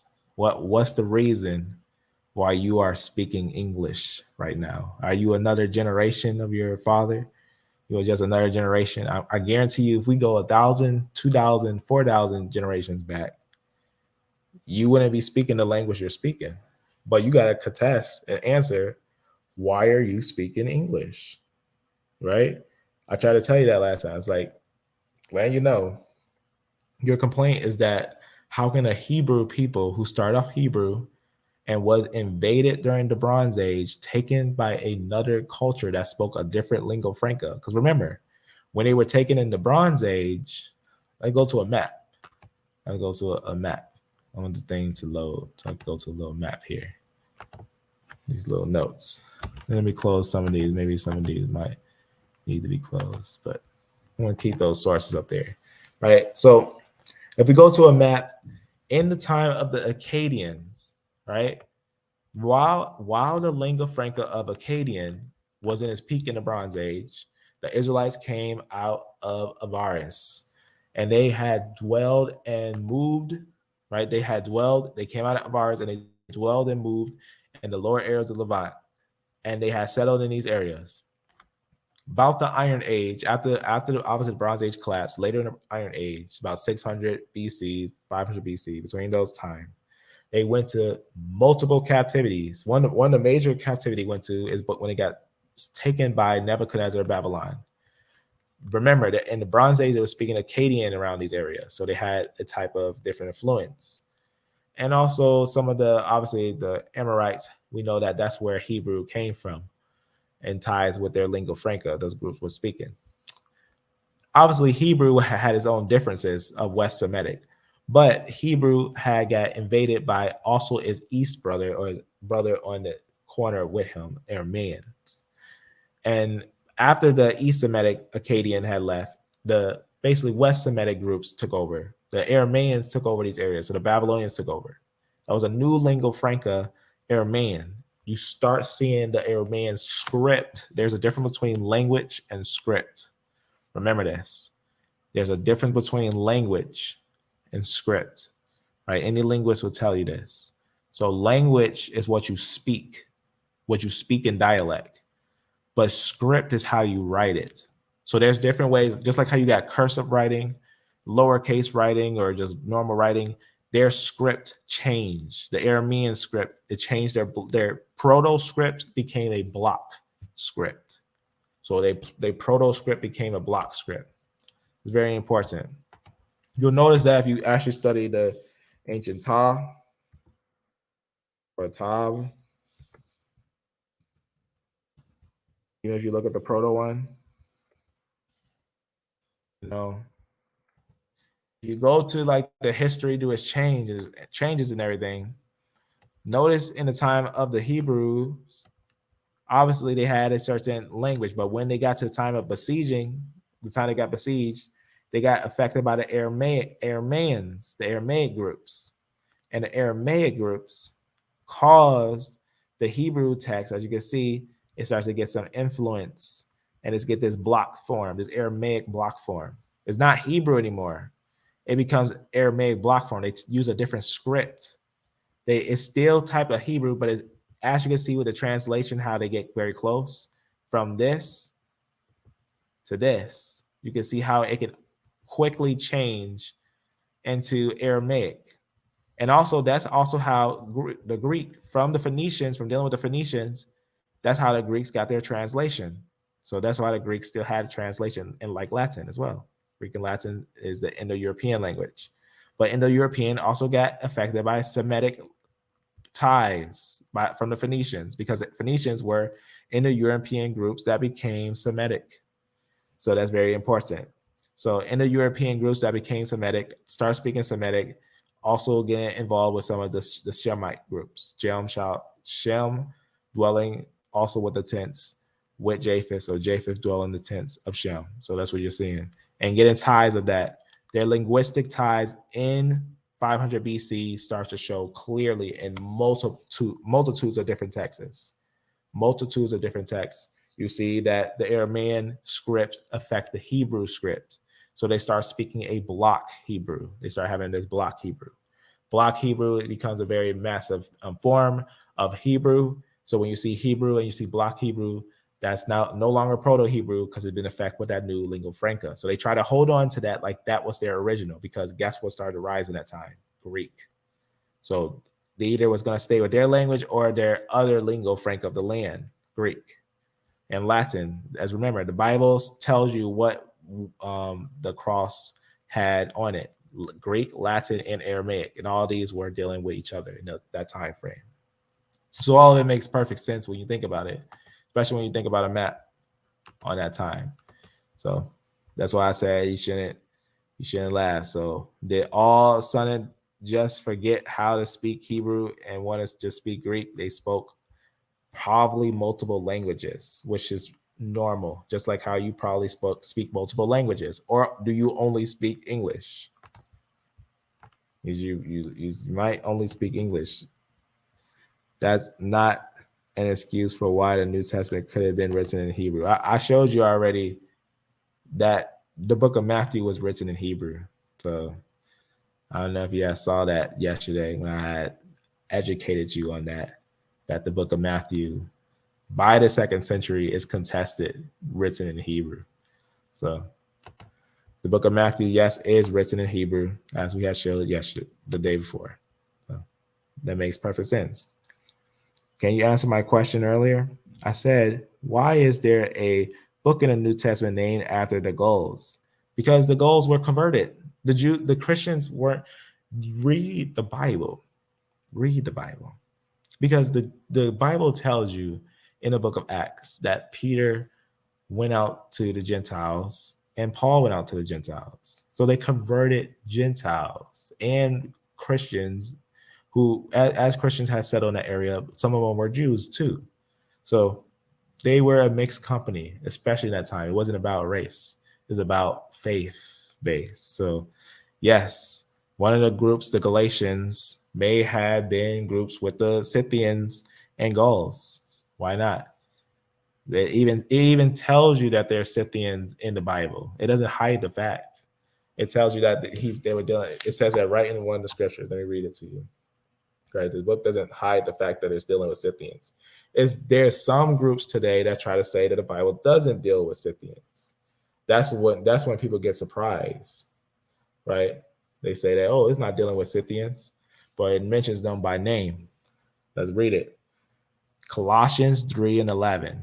Colossians 3:11. It says, where there is neither Greek nor Jew, circumcision nor uncircumcision, barbarian, Scythian. So those Gauls and Galatians that we get there.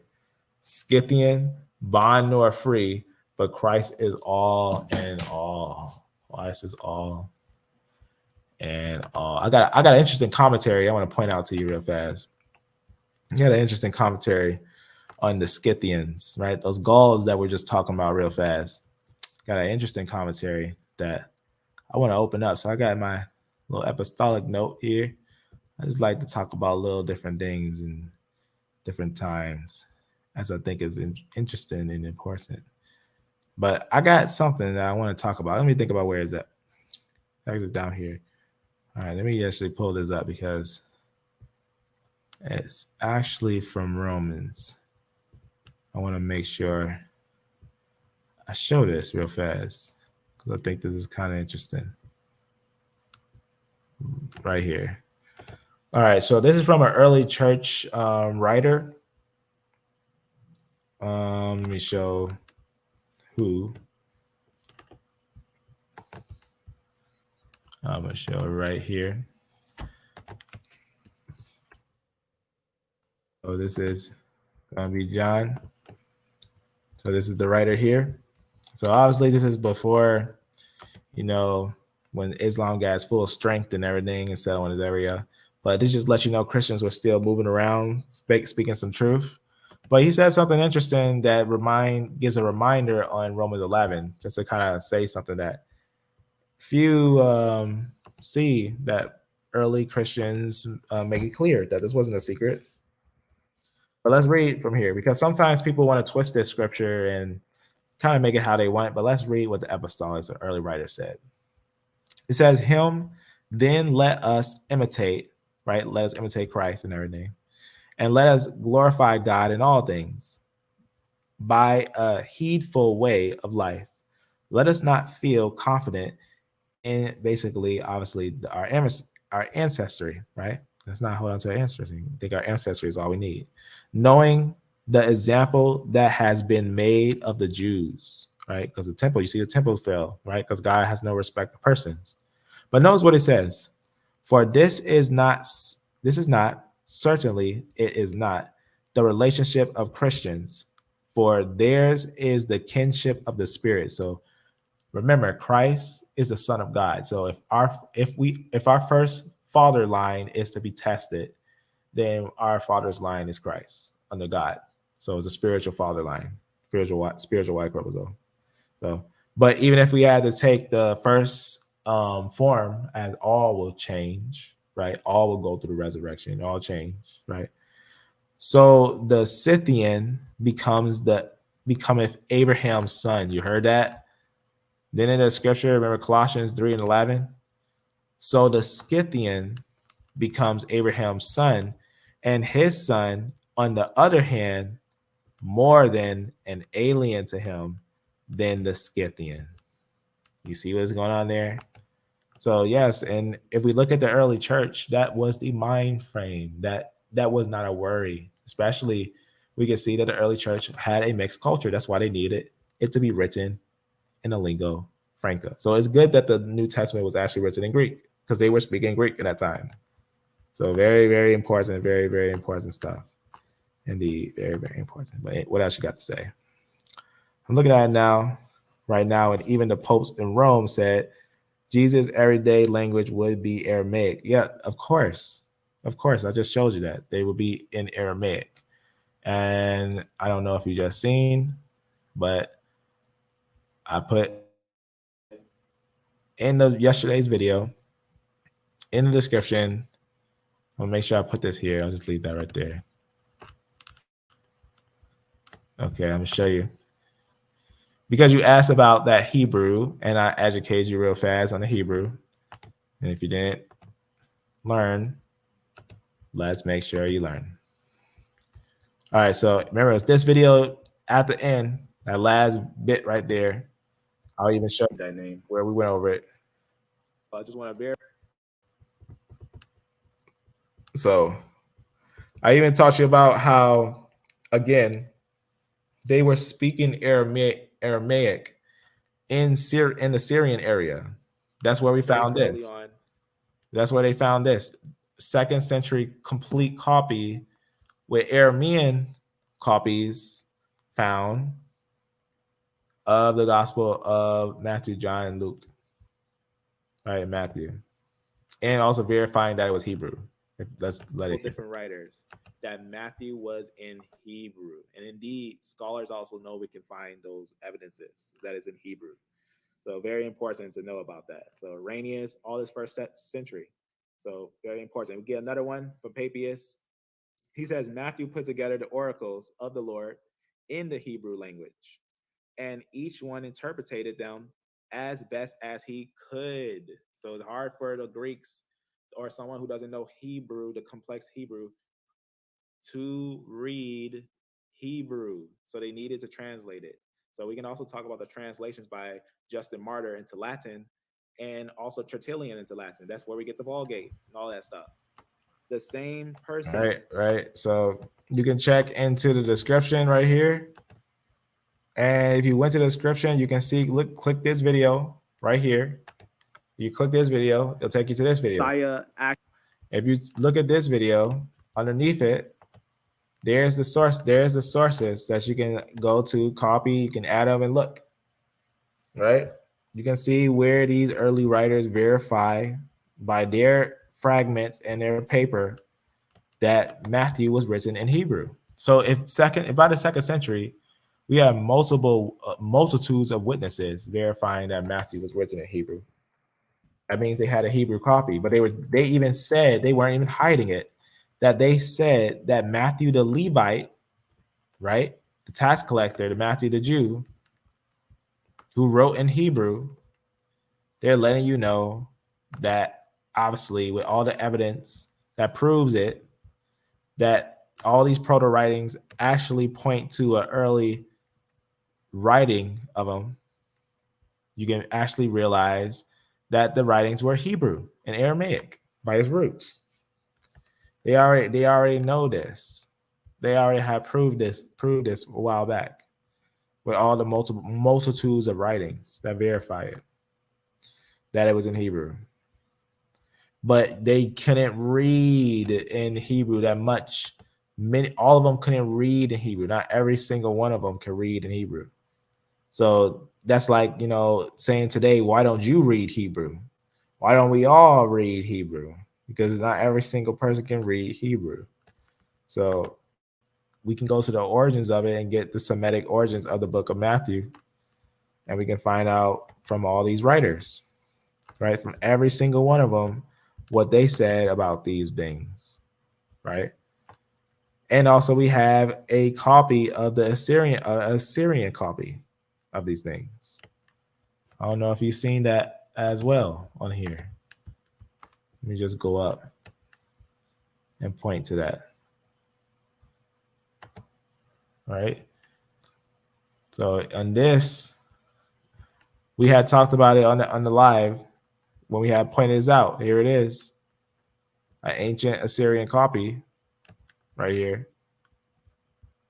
So that's an ancient Assyrian copy that was basically passed down, translated, passed down, right? Let me make sure you get a little love on this, because this, I think, is interesting. Because you gotta love the truth. The truth is very nice. Let this thing load in. All right, still loading. All right, so if you want to know about these ancient writings, it's always nice to know about these things. Always nice to know about these ancient writings. So you can see this one's very nice because we had went over this before, how this ancient writing was a copy that was found in areas of Italy. But you can see it's dating in the writing and chapter in Hebrew. So it shows that they was copying it for a long time, right? And you can see even the influence of the language, the linguistic influence. So it's very interesting. So the Hebrew reads like this. So you see what's going on there. Can you read that? You read that Hebrew. See what that said. So that's really interesting when you think about it. That yeah, we can find pieces of evidence to lead this through and through. Yes, there's evidence of translations and movement. So that is going to be very well to know about, I think, without a doubt. So I think it's very interesting. But again, besides that, we don't really need it to be in Hebrew. But it's really interesting to know that it was in Hebrew. We know that those early writers were Hebrew because we got the Didache that shows that they were Hebrew. And we also got the Talmud that shows that they were dealing with Hebrews that became Christian. So it's almost uniform in this thing. There's a lot of people that know about it. It's no doubt. So that again, it says there is a low possibility he spoke Greek. But it's a high possibility when you know it's a lingua franca. So it increases when you know the history. It is necessary for them to know Greek because their book was in Greek. Septuagint was in Greek. Yeah, Septuagint was in Greek. That's right. So the Scythians. Syrians took over. Yeah, that's right. The Syrians and Babylonians took the prisoners of war. Then the Persians liberated them. Then the Persians invaded Egypt. That's right. And changing their prisoners and not those who remain is not a condition. That's right. Yep. All that twisting of language was insane. All the twisting of language was insane. That's right. Well, clearly the Hebrews who lived during the time period of the invasion would have been able to speak and write their native language in the New Testament. Yeah. And that's why multiple writings say in the book of the book of Matthew, it says Emmanuel.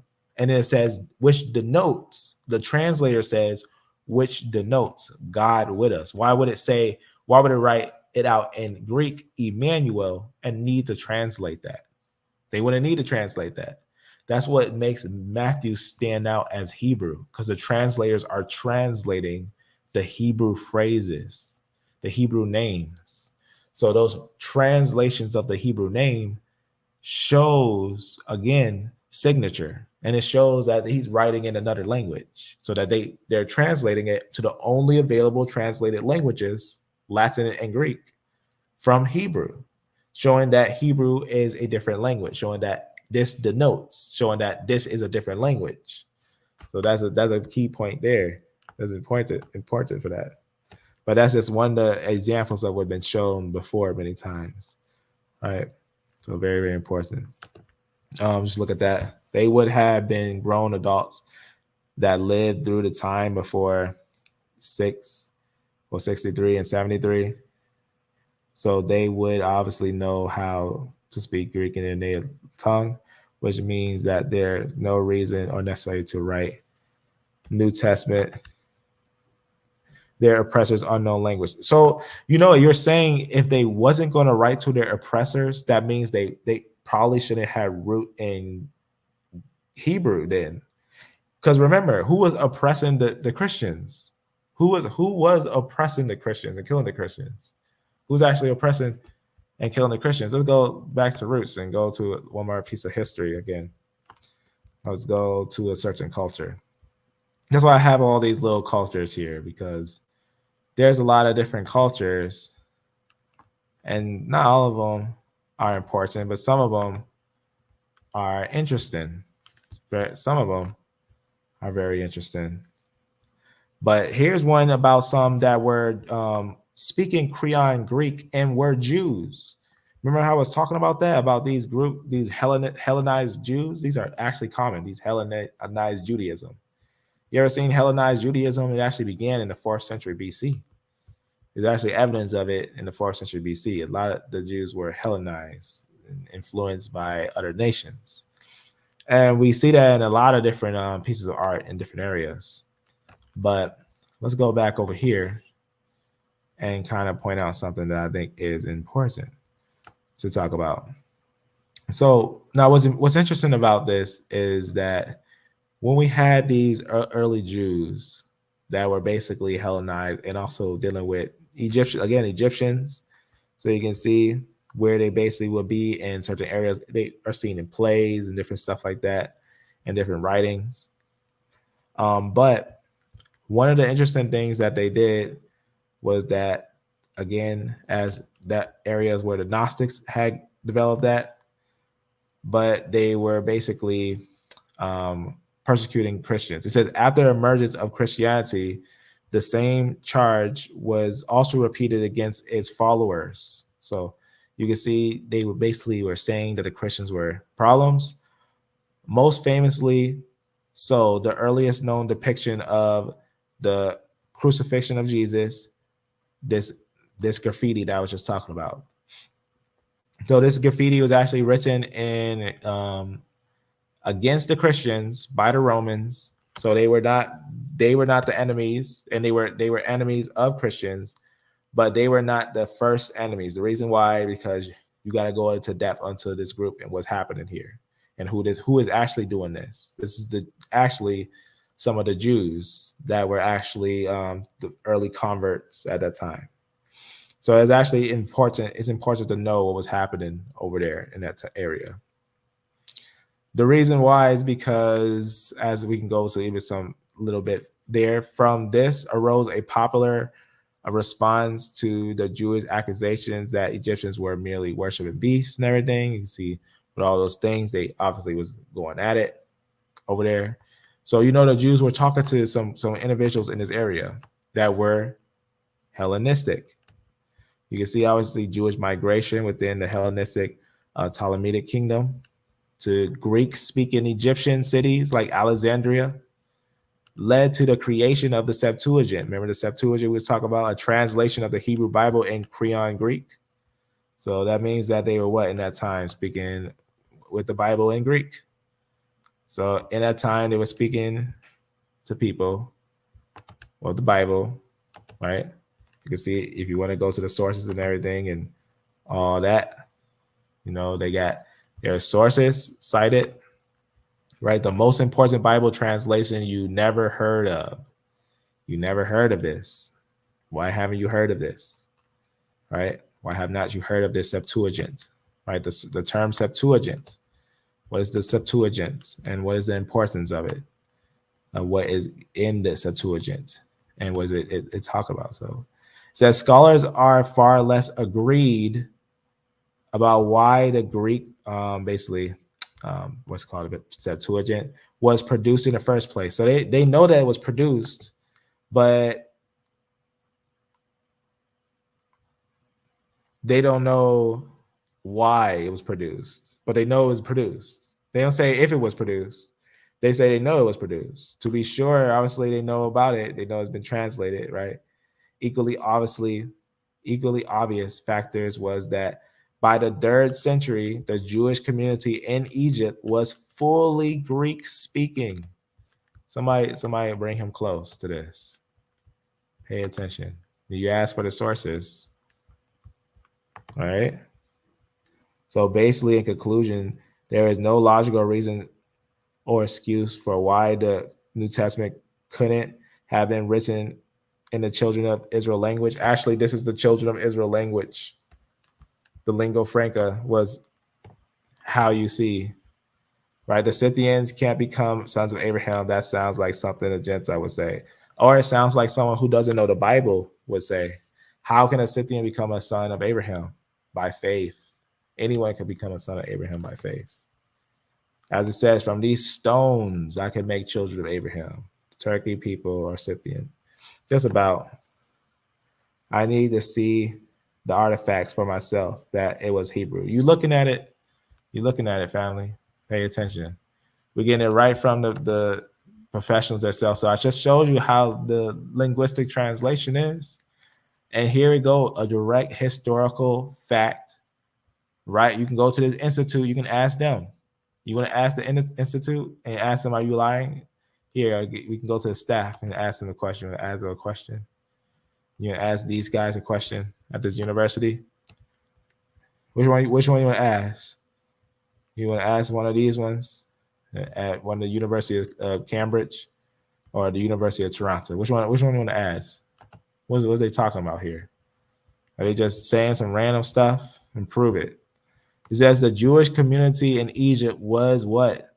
Fully Greek speaking, and so naturally had a need for their scriptures in the language they used in everyday life, including their religious life. It says it may have been in Jewish, obviously their practices and everything. They also probably spoke Hebrew, right? They probably normally spoke Hebrew. That's why you still see some rare Hebrew writings, like how Matthew is confirmed in Hebrew by multiple of his writers. So Matthew is confirmed in Hebrew. So you can see, obviously, this is letting you know that the Septuagint was translated into Greek. So because the Jews spoke mostly in Greek, as it was the lingua franca of that time. So if you didn't read Jeremiah 17:4, now's your time to read Jeremiah 17:4. These names, just so you can know, the book of Matthew, again, that's a translation, is a Hebrew name. It's Mattaniah. So that's actually how you say his name. So it's not Latin, it's actually Hebrew. So you actually find that in the Old Testament as well. So this is like John. Jonathan. John is shortened from Jonathan, Johannathan, right? Johann.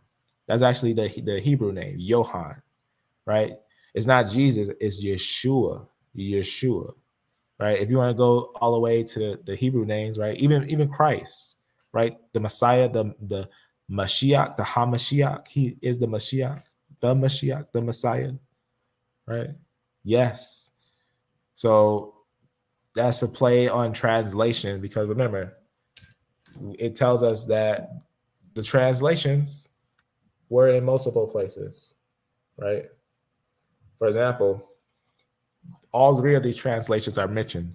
Luke 23 and 38, where it says, I'll talk about the superscription, also was written over him in letters of Greek, Latin, and Hebrew, right? This is the King of the Jews. Also in John 19 and 20.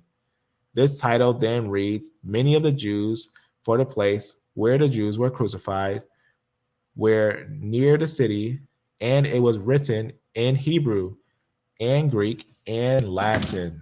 So yes, Latin was also being used in that time. But if you can prove that Matthew was a book in Latin, we have to see that. They wasn't speaking Proto-Semitic at that time.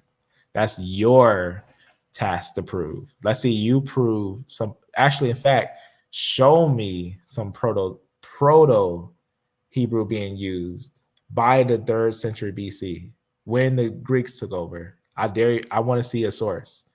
Give me a source for when the Hebrews were using Proto-Hebrew in BC. Go ahead. We're going to wait for you, user, to get a source to show the Hebrews speaking Proto-Hebrew in any text in the 3rd century BC, because you're just talking. You might not know your history well, so you're going to have to show us. That's your goal. And all love, because I think that you can learn if you don't try to do these, to get your LMOs out. Your LMO is going to stop you and make it look ridiculous. But at the end of the day, the information is going to talk, right? Matthew definitely wasn't written in Hebrew, yet we have multiple evidences of it being written in Hebrew in the 2nd century, so you can't prove it's not. So we actually have evidence that it was written in Hebrew. But not when Matthew isn't a Hebrew origin, and there's zero archaeological evidence eyewitness. That's a silly thing. You can just look up the name Matthew, right, in etymology, and go to the root of his name, and you'll find out with a swiftness. In fact, let's find out if it let's see if it is a Hebrew name. Let's say if we can find what if I can find a Hebrew with the name Matthew? Can we prove that is a Hebrew name? I'm going to show you right in the Jewish book called the Talmud, or the Talmud, or whatever it is, the Talmud. And I'm going to show you from the Jewish writings that Matthew is a Hebrew name. That's what I'm going to show you now, because that was your statement, is that Matthew, go back over here, Matthew has no evidence of being a Hebrew name, is what was said. We'll take that. All right. Okay. That's a fair claim. Remember, you've been making claims so far, and I've been pointing out the claims, and we've been touching on the claims. Right? If we got no evidence of it, then we got no evidence. Then it's pretty much battle of faith, huh? I mean, that's one way of looking at it. It is one way of looking at that matter. But let's take a look at a very interesting document that I think might give some edification on this matter. Now, what we got to quickly understand is these names are translations, but